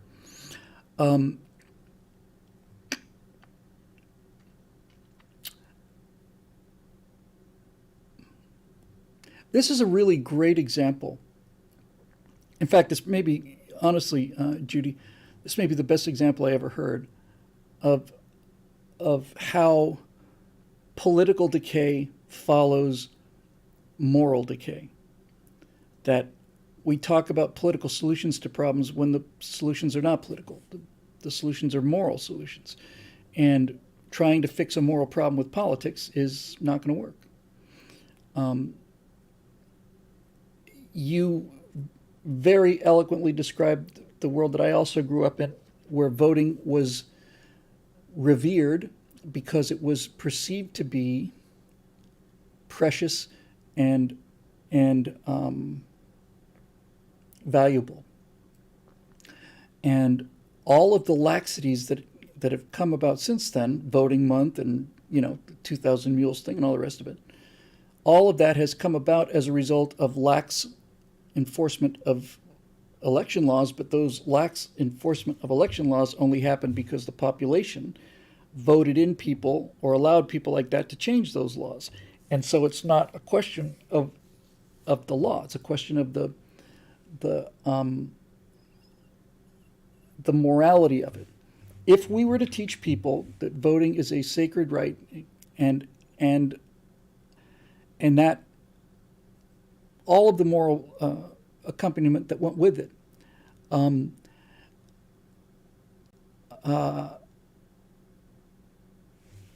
that's what has to be recovered. And this brings me back to what we talked about in the beginning, and that is that people, one of the questions that come up, do you have hope for America and stuff? I certainly have hope for the idea of America. The idea of America is never going to go away. The amount of damage in terms of the intensity and the size is, I think, essentially unrecoverable, but that doesn't mean that the country is unrecoverable. The country's an idea. We have no less than 100 million people who completely understand election integrity, rule of law, keeping your promises, education, real education, all the rest. At least 100 million, and probably more than that. In fact, if you could get information to the middle, we'd have at least 200, maybe 250 million people in this country, but that's not the problem that we're running into. The problem we're running into is that the 30, 40, 50 million people who are big believers in the leftism have taken over our institutions, and the reason they've taken over our institutions is because we allowed them to take over our institutions. We walked away from them. We walked away from politics. We walked away from the pop culture. We didn't like what was happening, so we decided to leave. We went home and we said, well, movies have become so anti-American, I'm not going to watch movies anymore, so we booked out of that. We don't want to be politicians. We find the whole thing to be boring, trivial, frustrating, and stupid, to sit there and do nothing but listen to other people talk all day. And so we decided we didn't want to do that. And once they made it uglier to get into politics, once they made it the kind of thing where they will find a way to destroy you whether there's a reason or not, then even more good people stayed away from politics. So we basically walked away from politics too. We all thought that if we would just be left alone, we would govern our own lives the way we had been, with virtue and integrity to the largest degree that humans can possibly do that. But the reason we did this unbelievably stupid and naive thing is because people like us do not have the ability to comprehend how evil people can be. And I don't mean Nazi level evil. I mean DMV level evil. Right? We cannot comprehend that there are people who do nothing but fantasize all day about having some kind of power over other people, that that's their entire motivation in life, and that these people see politics not as a civic obligation that you try your very best to get out of, but they see this as the way, and in fact the only way, to gain money and power by telling people whatever they need so that they can get a vote. And once they get in a vote, then they have all the power of the incumbency, and after that they just do whatever they want to. It is difficult for us to imagine that somebody could spend their time that in such a silly fashion. Deep says, you mean Justin Trudeau? Justin Trudeau is the poster child of the first quarter of the 21st century. He is the incarnation of it.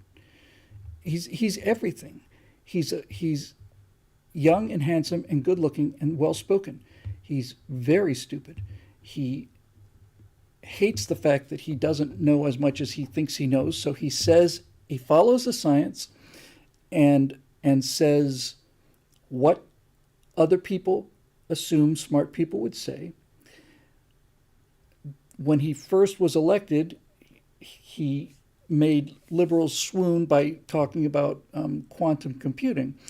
But because he controls the media, what they didn't see was, prior to him giving his brief little explanation of quantum computing, he asked a number of people if they would ask him about quantum computing, because he had memorized a paragraph from quantum computing from Wikipedia, and he parroted that paragraph back without understanding it. And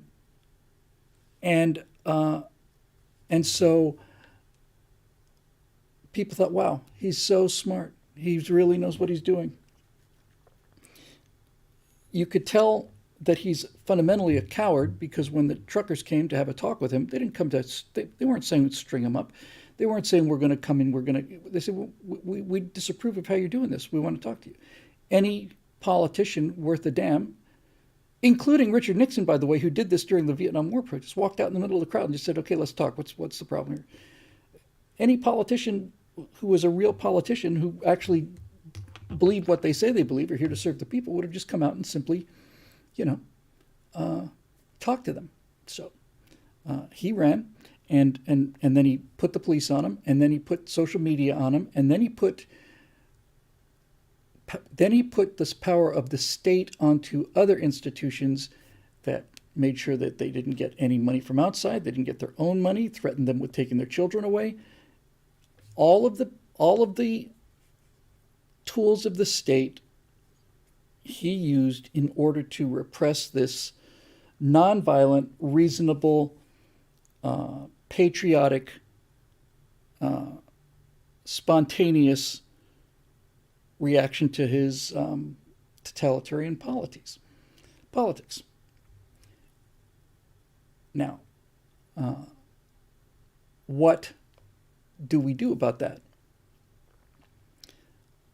Trudeau, to some degree, used the power of the state. I mean, he had policemen in uniform out there, and of all the things that have been just heartbreaking to me, it's seeing the number of law enforcement. I'm not saying all of them by any means. I'm not even saying most of them, but the number of law enforcement personnel that are willing to do things like arrest a pastor out of his church because he's not wearing a mask, or the number of law personnel that are telling people to move along, no pictures.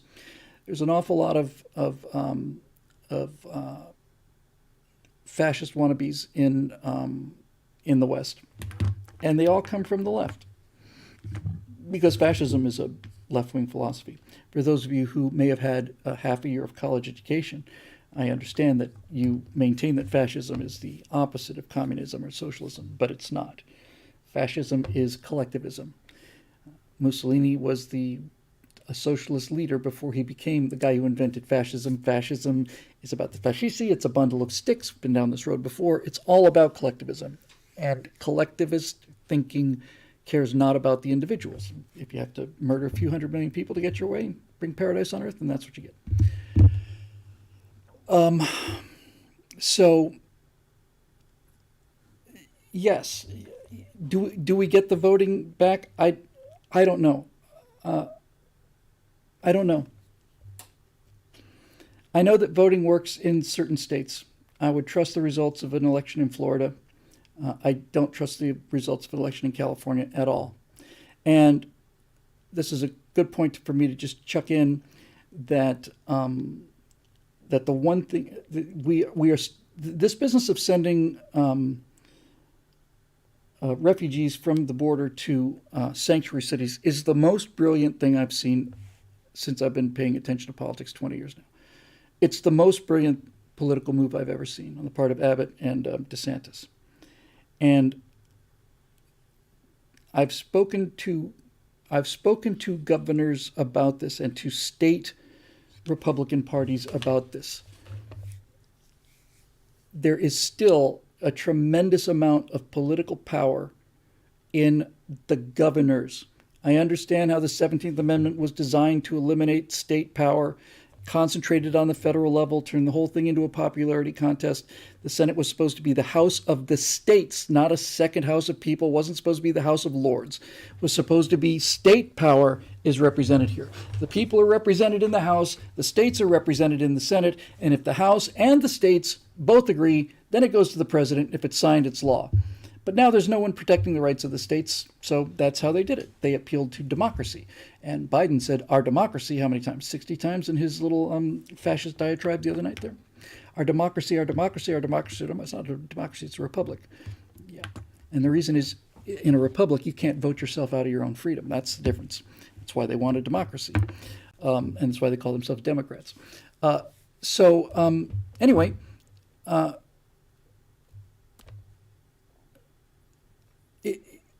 I do know this. If there's enough honesty left in the system and or in the American people so that we are able to recover these institutions through the voting methods, then election integrity is the only thing I care about. I don't care about the border. I don't care about big tech. I don't care about anything other than that. Because the genius of what these people have done is they have not only either stolen an election or not stolen it, they have destroyed America's faith in the electoral system on both sides. That's the gigantic accomplishment of the people who have been mucking around with the system, trying to screw up things like this. They've achieved it. It doesn't matter now. If the Republicans win in November, the Democrats will believe that the Republicans cheated. If the vice happens, the inverse happens, we'll believe they cheated. And the idea that there is actual evidence that you could go after to find out the truth is people no longer know how to do that. The reason I'm so concerned about the election in 2020 is because so many of the voting districts have, against the law, destroyed their voting records. Why would you do that? You would want to believe that if you had truth on your side, you would not only not destroy your records, you would trot them out and make them available to everybody so that everybody could see that there was nothing to hide, right? That's what you would do if you were innocent. But that's not what happened. And for those people who say, well, that doesn't prove anything, it does. It actually does prove something. Destruction of incriminating evidence against you is not only proof of your guilt, it's proof that you know about your guilt. It's going to be a long night. Just trying to see how far. Okay, one on the next page anyway. I'm going to have to pick up the pace a little, I reckon. What are you doing time-wise here? Really? That's right. We're in three. We're coming close to 3.5 hour territory here, and we're not even close. Okay, Justin Whitsett. Bill, after the short excursion into YouTube streaming, I recommend you drop Twitch. Almost as soon as it started, the YouTube stream had twice the people. I'm a gamer and keep up with the streaming community, and Twitch is getting more toxic every day. As bad as YouTube censorship is, Twitch is worse by a factor of 10. The only thing Twitch has going for it is that it's easier for us in the comments to chat with each other. Just my thoughts. P.S. Check out locals.com. Might be a way to make some easy cash and censorship free. That's certainly something to think about. German, I'm going to answer this question because he's asked it 9 times. Do I still have hope in the future of the country? And if so, what gives it to you? I do have hope in the future of the country, and what gives it to you is that people like you are asking these questions.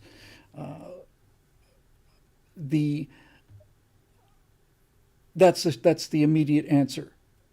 Is that 100 million people still care? That's Germany and France combined. It's not a trivial number. It's not like there's 25,000 of us left, you know. Everybody talks about Rumble. There is no audience on Rumble, and Rumble is so badly run. It's just so miserably run. And even if I did the broadcast on Rumble, I'd still stream it to YouTube because that's where at least is what's left of the audience is there. To answer your question, do I believe in this future of this country? Yes, I do. And the reason I believe in it is because, well, I'll just tell you, the first thing came to mind is because I came in and did the show tonight, and I sure didn't want to. You know, I've just been beaten up, pummeled, heartbroken, dismayed, astonished, shocked, surprised. I have to wade into this every day and watch everything I love so deeply being destroyed on a consistent basis. And nevertheless, here we are. Right? Here we are. You know, this sounds very trivial, but it's actually extremely profound. The battle, any war is won by the side that doesn't surrender. That's it. We would still be fighting World War II if the Japanese hadn't surrendered.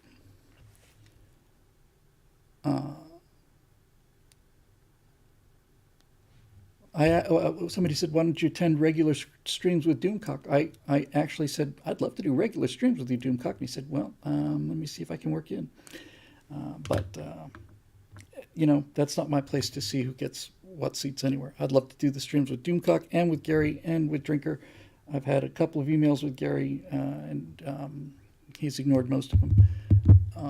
I'm not blaming him for anything. He gets much more email than I do, and I get so much email that I just I can hardly check it anymore.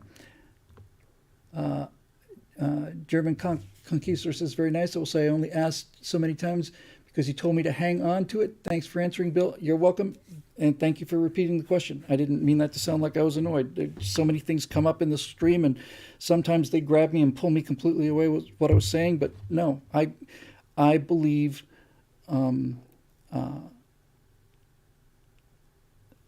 I don't think this. I think America existed from the idea of America existed from the first time people became aware that the thing they saw in the reflection was actually them and not something else, and that this establishment of a country that actually would represent and protect those ideas is unique in history and is now under attack from so many sides and has been under attack for so long and so relentlessly and so covertly, and the damage that's been done is so massive that it's enough to make you cry. But at the same time, it should show you that it's indestructible.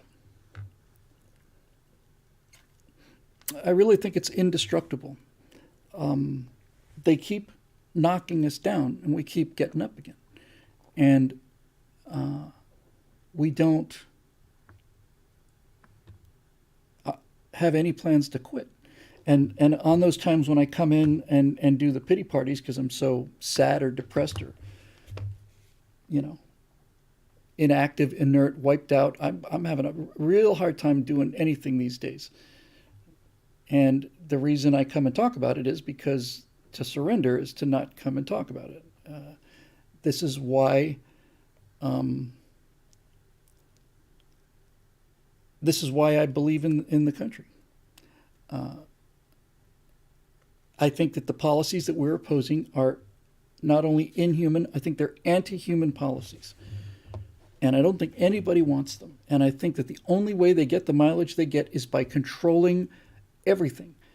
I'll go back to the first argument that I can recall making ever, speaking live, ever, from the first time I can remember standing up in front of a group of people. When you are on the side of truth, you have an astonishing advantage. If you were to take, this is, again, I spoke this out loud the first time, I don't know now, gosh, 12, 13 years ago, something like that. Hang on a second. Hey, honey, I'm still on the show. Really? Yep. Wow. And I've still got some questions to go. Oh, sorry. That's okay. I'm not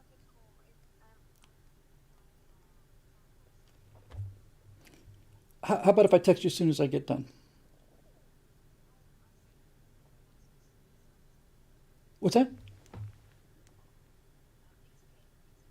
All right. Yeah, it's going real long. We're at 3.5 hours and still got some stuff to do. I'll text you right back. It won't be within 10 minutes. Did I miss something? Got it. Okay. All right, baby. I'll see you when I get home. I'll text you when I'm done. I love you very much. All right. I'll see you. Bye-bye. That's a call I take. So anyway, I guess I've made that point. Let's see. Eduardo Enrique, one of our favorite people.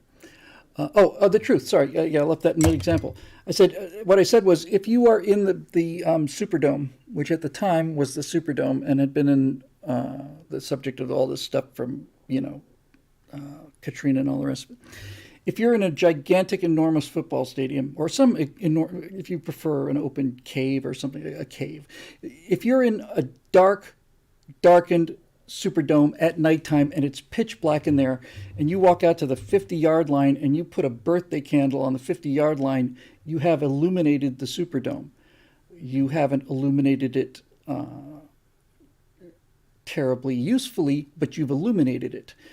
And the light from that birthday candle has spread out to all of those walls and put light in there. And furthermore, anybody who's at the farthest distance from that can look down on that field and see that candle standing right out, and they can see it from very far away. And paradoxically and hopefully, the darker it is, the easier it is to see the candle. You cannot project darkness. There is not a darkness machine that you can turn on to make a room dark. Darkness is the absence of light. Light always illuminates an empty space, and there's nothing that darkness can do to stop it. If you turn on a light, darkness automatically loses. Darkness has no power other than the absence of light, which is why all of the windows have to be papered up and that no light can get in. That's why they turn me down. That's why they turn Zoe down. That's why they deplatform people, because the truth is so overwhelmingly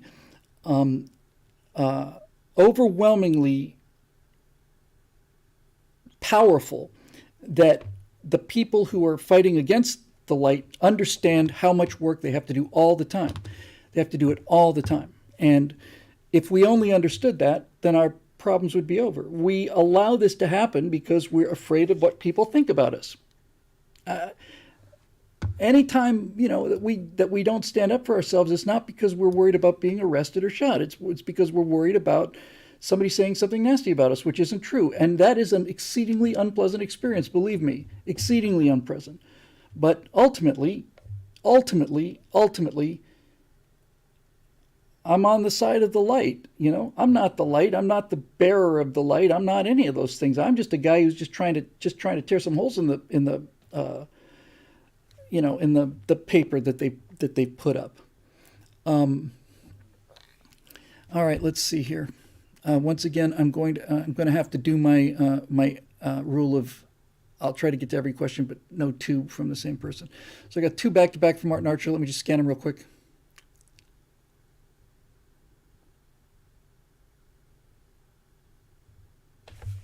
Sorry.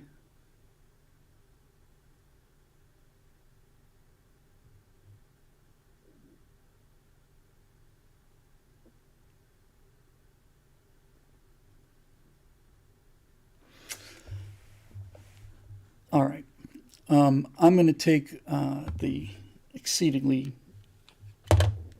important question, and I will not read it verbatim. The question concerns whether or not the forces of good should use lethal force against the forces of evil.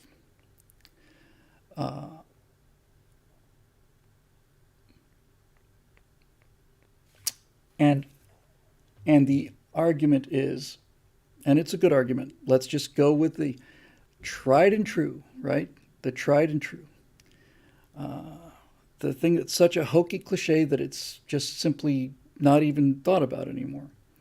But if you could assassinate Hitler in 1933, would you be doing a moral good? Yes. But in 1933, you don't realize the atrocities haven't happened yet.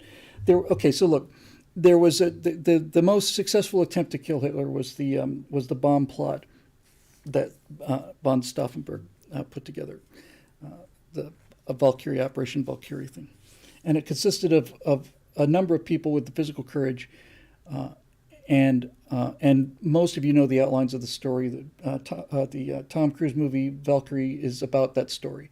But in any event, the essence of it is a number of German officers decided that Hitler was destroying the country. It was in 1944, I want to say late 44, so we're already seeing the catastrophe that Hitler has brought the world. And so a serious assassination attempt was made on his life, in addition to which these German officers had in place troops and mechanisms to immediately take over the government once it was announced that he was dead. Because all of the oaths that the German officers swore were oaths to Adolf Hitler personally. And Germans are very serious about that kind of thing. So I just go over this because it bears mentioning. Stauffenberg goes into the meeting. He's got one hand. He's lost an arm. Most of the fingers on his other hand. He's lost an eye. He was strafed by Allied aircraft in the desert. And he goes in with a briefcase that has 2 bombs in it. And one of them he arms, and I think he took the other one with him and hid it and threw it out the window. That sounds like it's right. I'm getting the basics of it correct, whether I get the details wrong. 20th of July, 1944. Thank you, Ray. So Hitler is in, he's in his headquarters in East Prussia. Was that the Wolf's Lair? I think it was.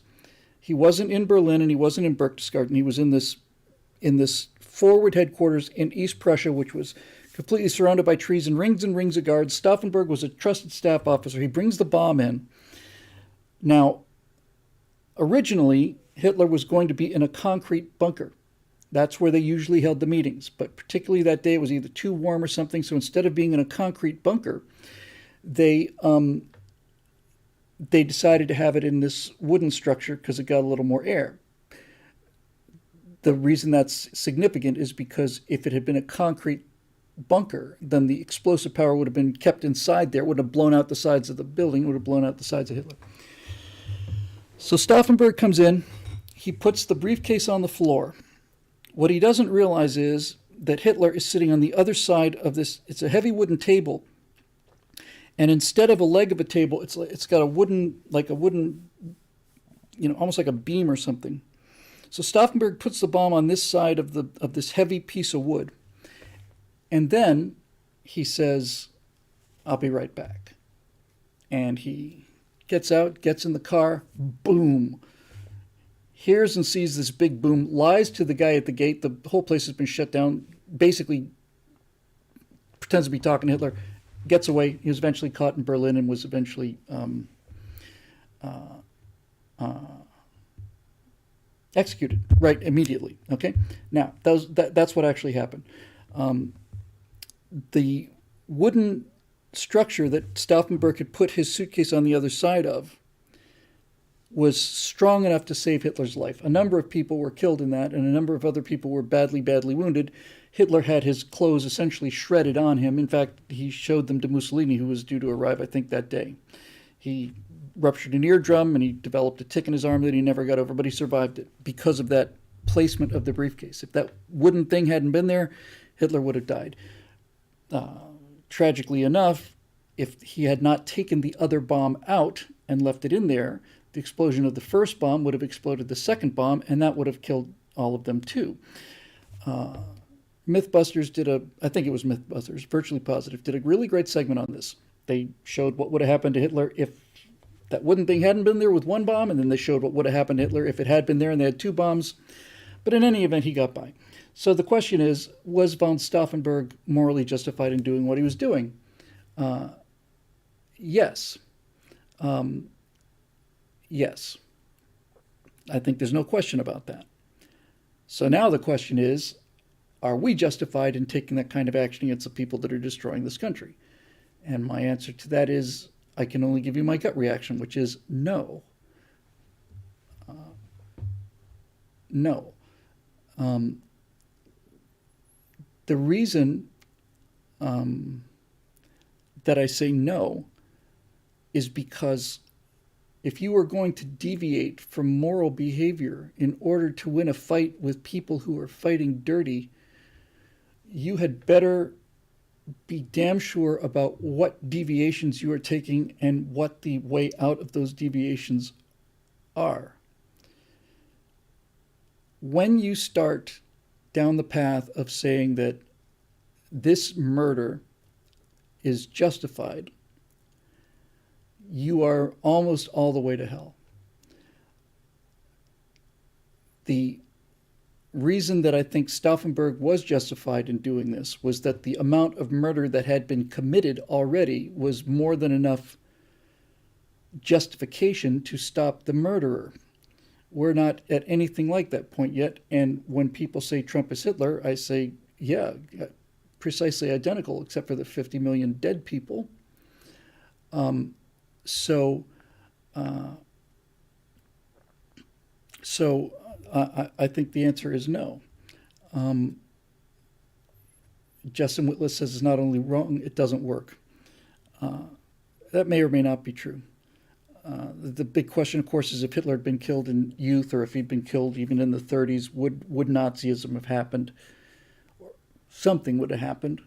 There was no Nazi party without Hitler. Hitler basically created it out of thin air.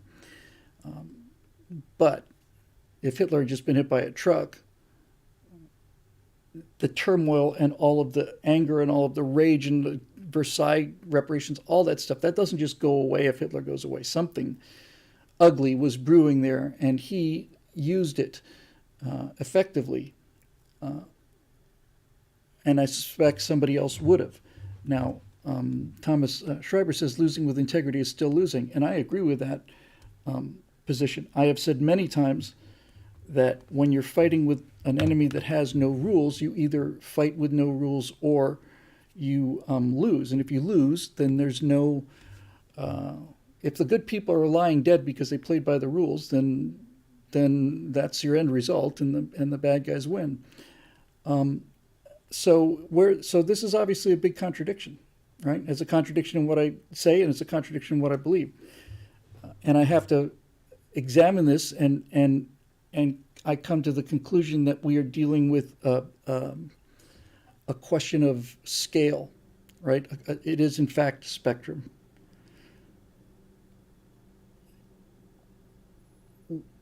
You can make a case that certain individuals have been murdered by the people in power in the government of the United States. And whether that's true or not, certainly the trend is to put together the machinery of something that looks like it's designed for that kind of thing. But there is no mass murder being committed by progressives. And so, in my opinion, there's no justification for violent response. And the only justification for a violent response is for open, systematic, widespread violence. And now it's a question of self-defense. And there you have it in a nutshell. Really, that's really it, right? Self-defense is the only morally acceptable form of lethal violence. And when a policeman shoots a criminal, assuming that it was a justified shooting, that is a case of society using mortal violence to defend itself.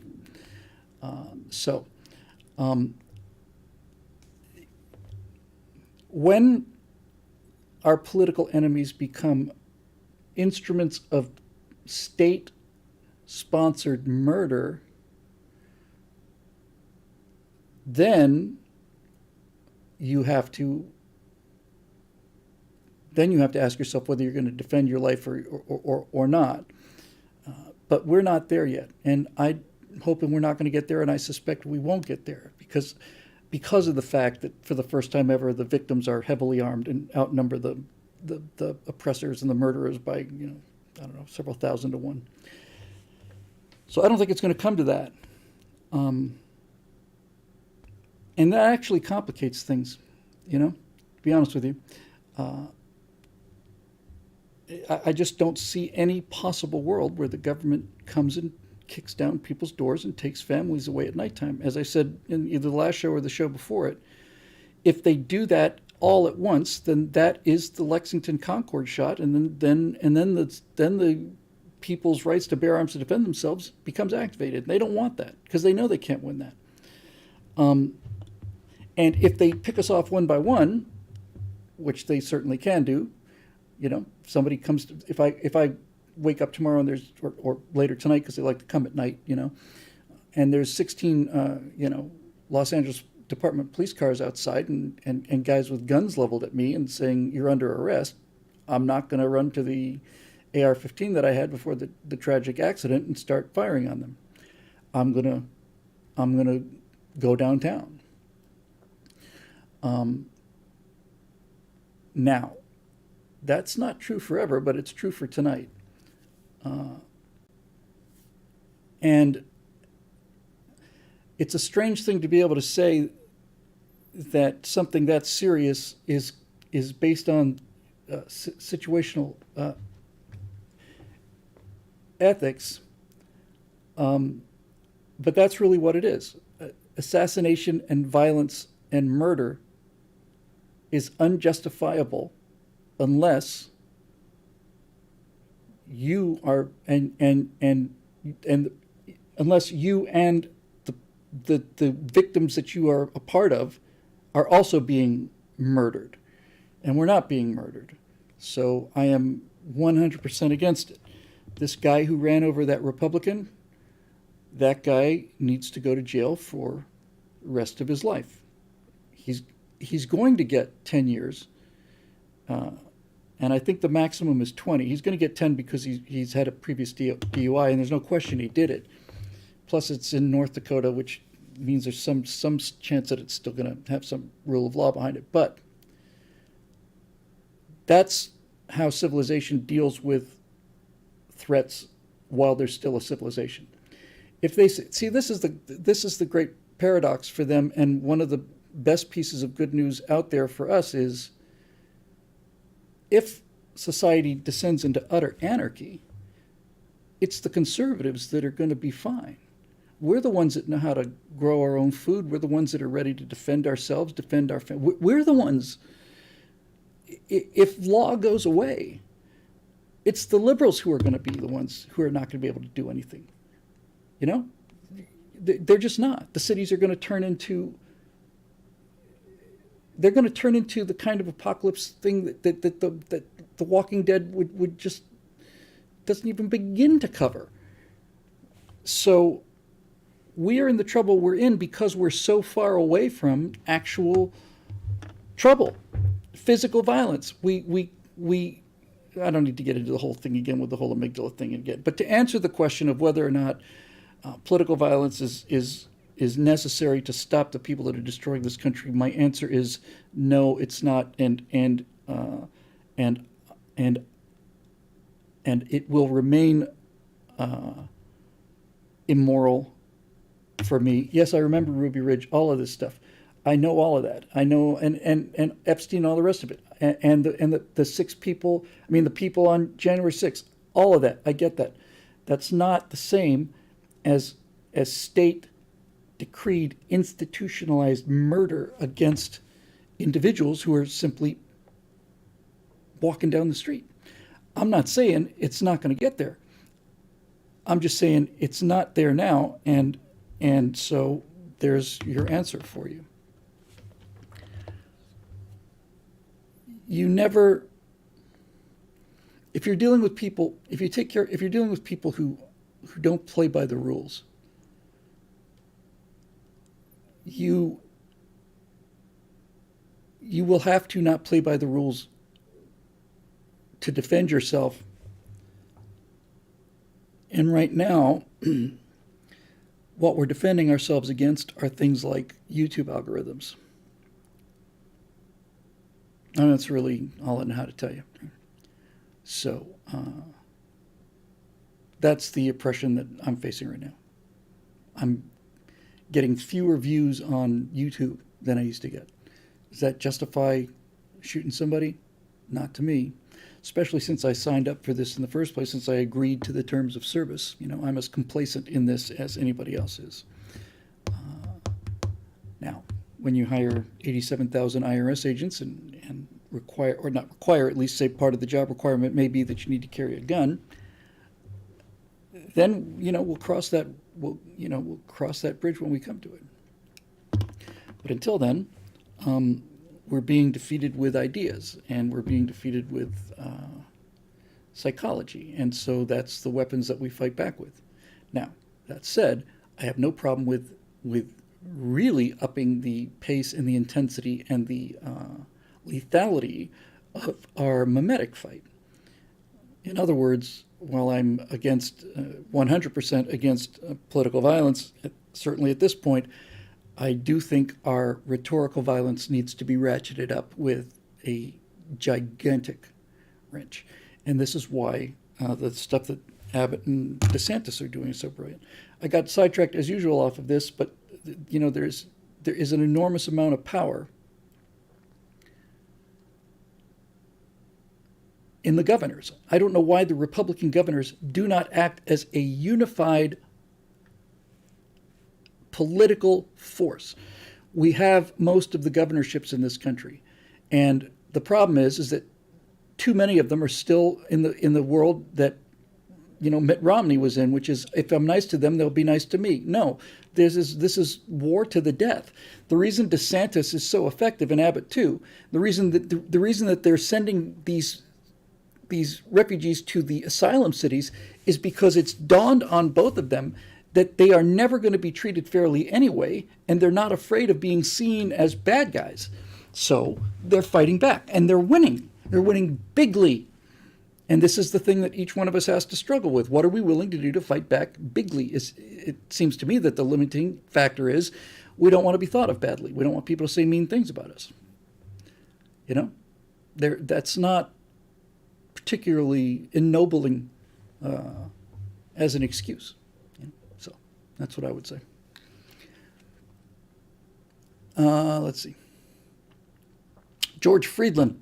Apparently, the Canadian government's been continuing its efforts to financially deplatform and blacklist citizens involved in the Freedom Convoy. What should the next POTUS do to address human rights violation in the Anglosphere?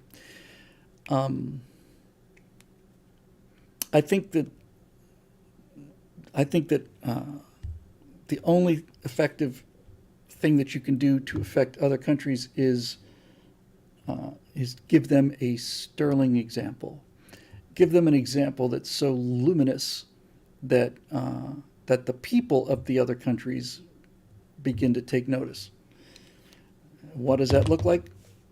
If I was elected as president of the United States, I would make it my first order of business to fire the head of every department in the United States federal government, fire their deputies. I understand these are not military organizations, but if you look at a bureaucracy as if it were a military, I'd fire all the generals, and I'd be tempted to fire all the colonels as well. I would not touch the majors, but somewhere in there, somewhere at that level, I would do it. And to the extent that people would say, well, these agencies would be crippled, I say, well, that's just a lucky side effect. That's just a unintentional bonus. I'd fire all of them, and I would make no exceptions. That's important. I'd make no exceptions. This is the thing when you're dealing with moral arguments. When you're being attacked for being, white supremacist, or you're being attacked on moral basis, when you respond, you gotta not only have the moral high ground, you gotta be consistent on it. To that degree, I think it's really important that Abbott and DeSantis do not send refugees any place other than the places that have openly declared themselves sanctuary cities. I think if you step outside of that box, you're all of a sudden in grave danger. Sending them to places that have declared themselves as sanctuary cities is genius. If you start imposing that on people who haven't done that virtue signaling, now you're in trouble. Swampwich says we need a president who will follow the Constitution. Yeah, the problem with that is that it's not a question of following the Constitution. James Comey doesn't follow the Constitution. James Comey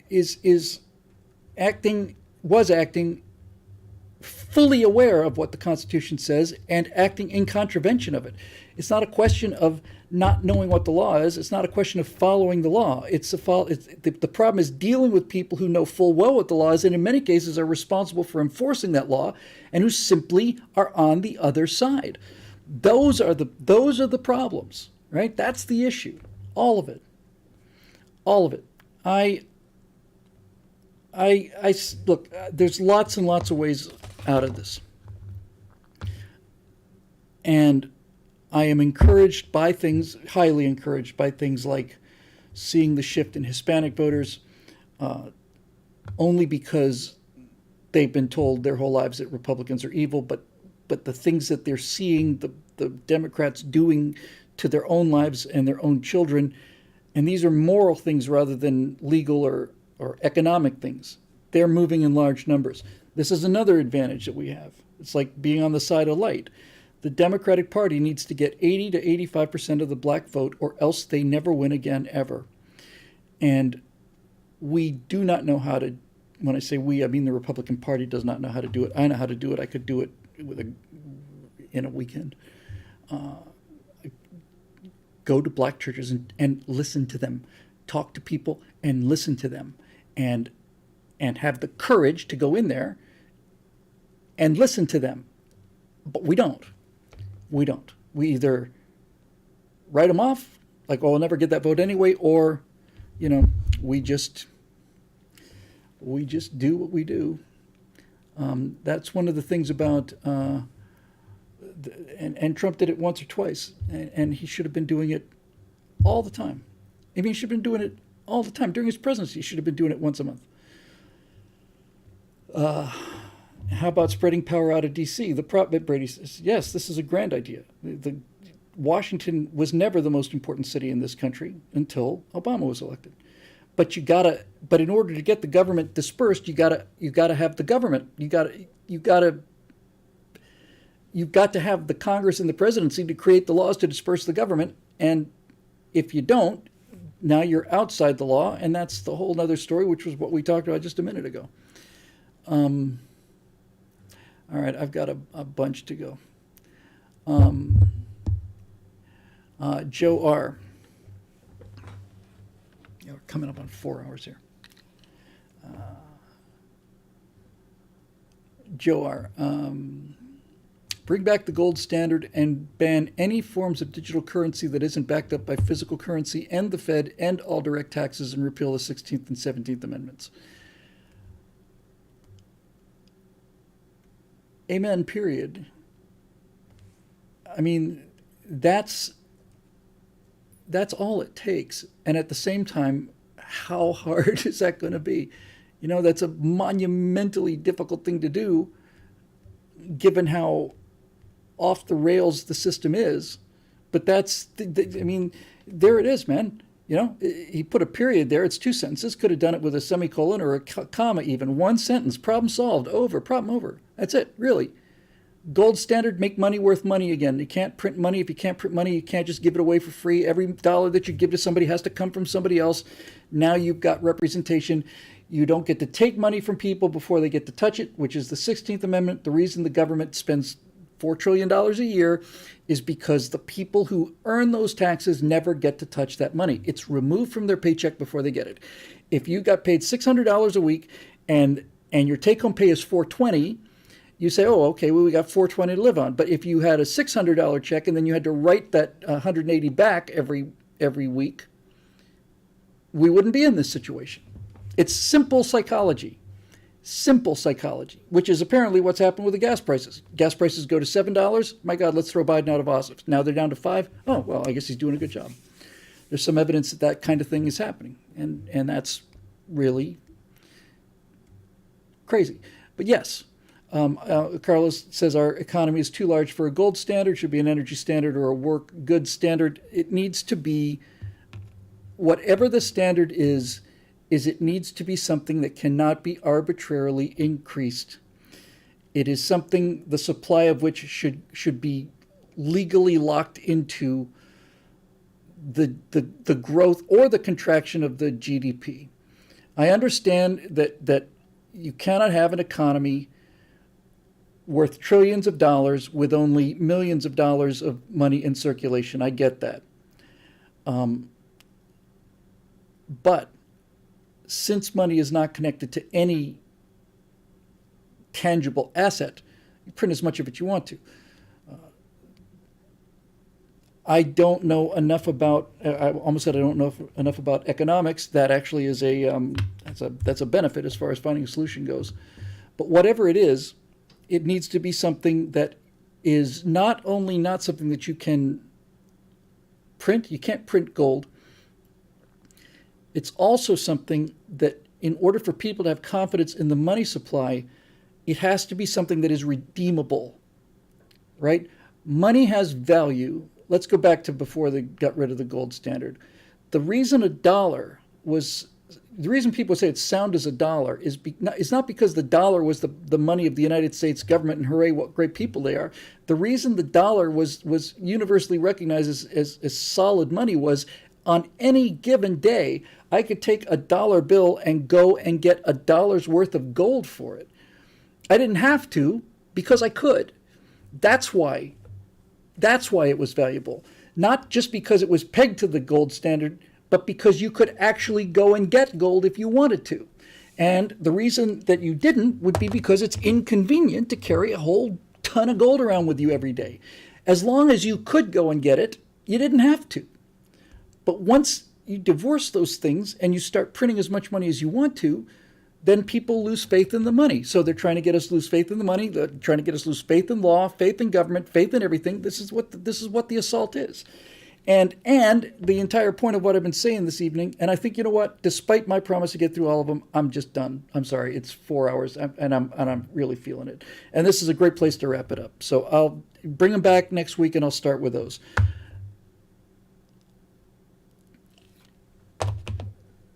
This ongoing campaign to get us to lose faith in law, money, science, elections is powered by our own acquiescence. I come back to this again and again and again. There is not a gun to our heads. We are not up against a wall. We're not complying in order to save our lives or the lives of our families. What is the psychological lever that's allowing this to happen? I have a good idea that it's an ingrown sense of people's, not ingrown, their innate sense of decency, that people want to do the right things. They don't want to be racist.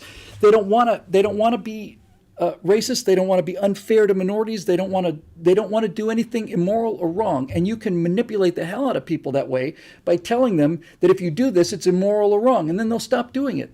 You don't need guns with people who are honest. You can just tell them if you do this, that's a dishonest thing. They'll stop doing it on their own accord.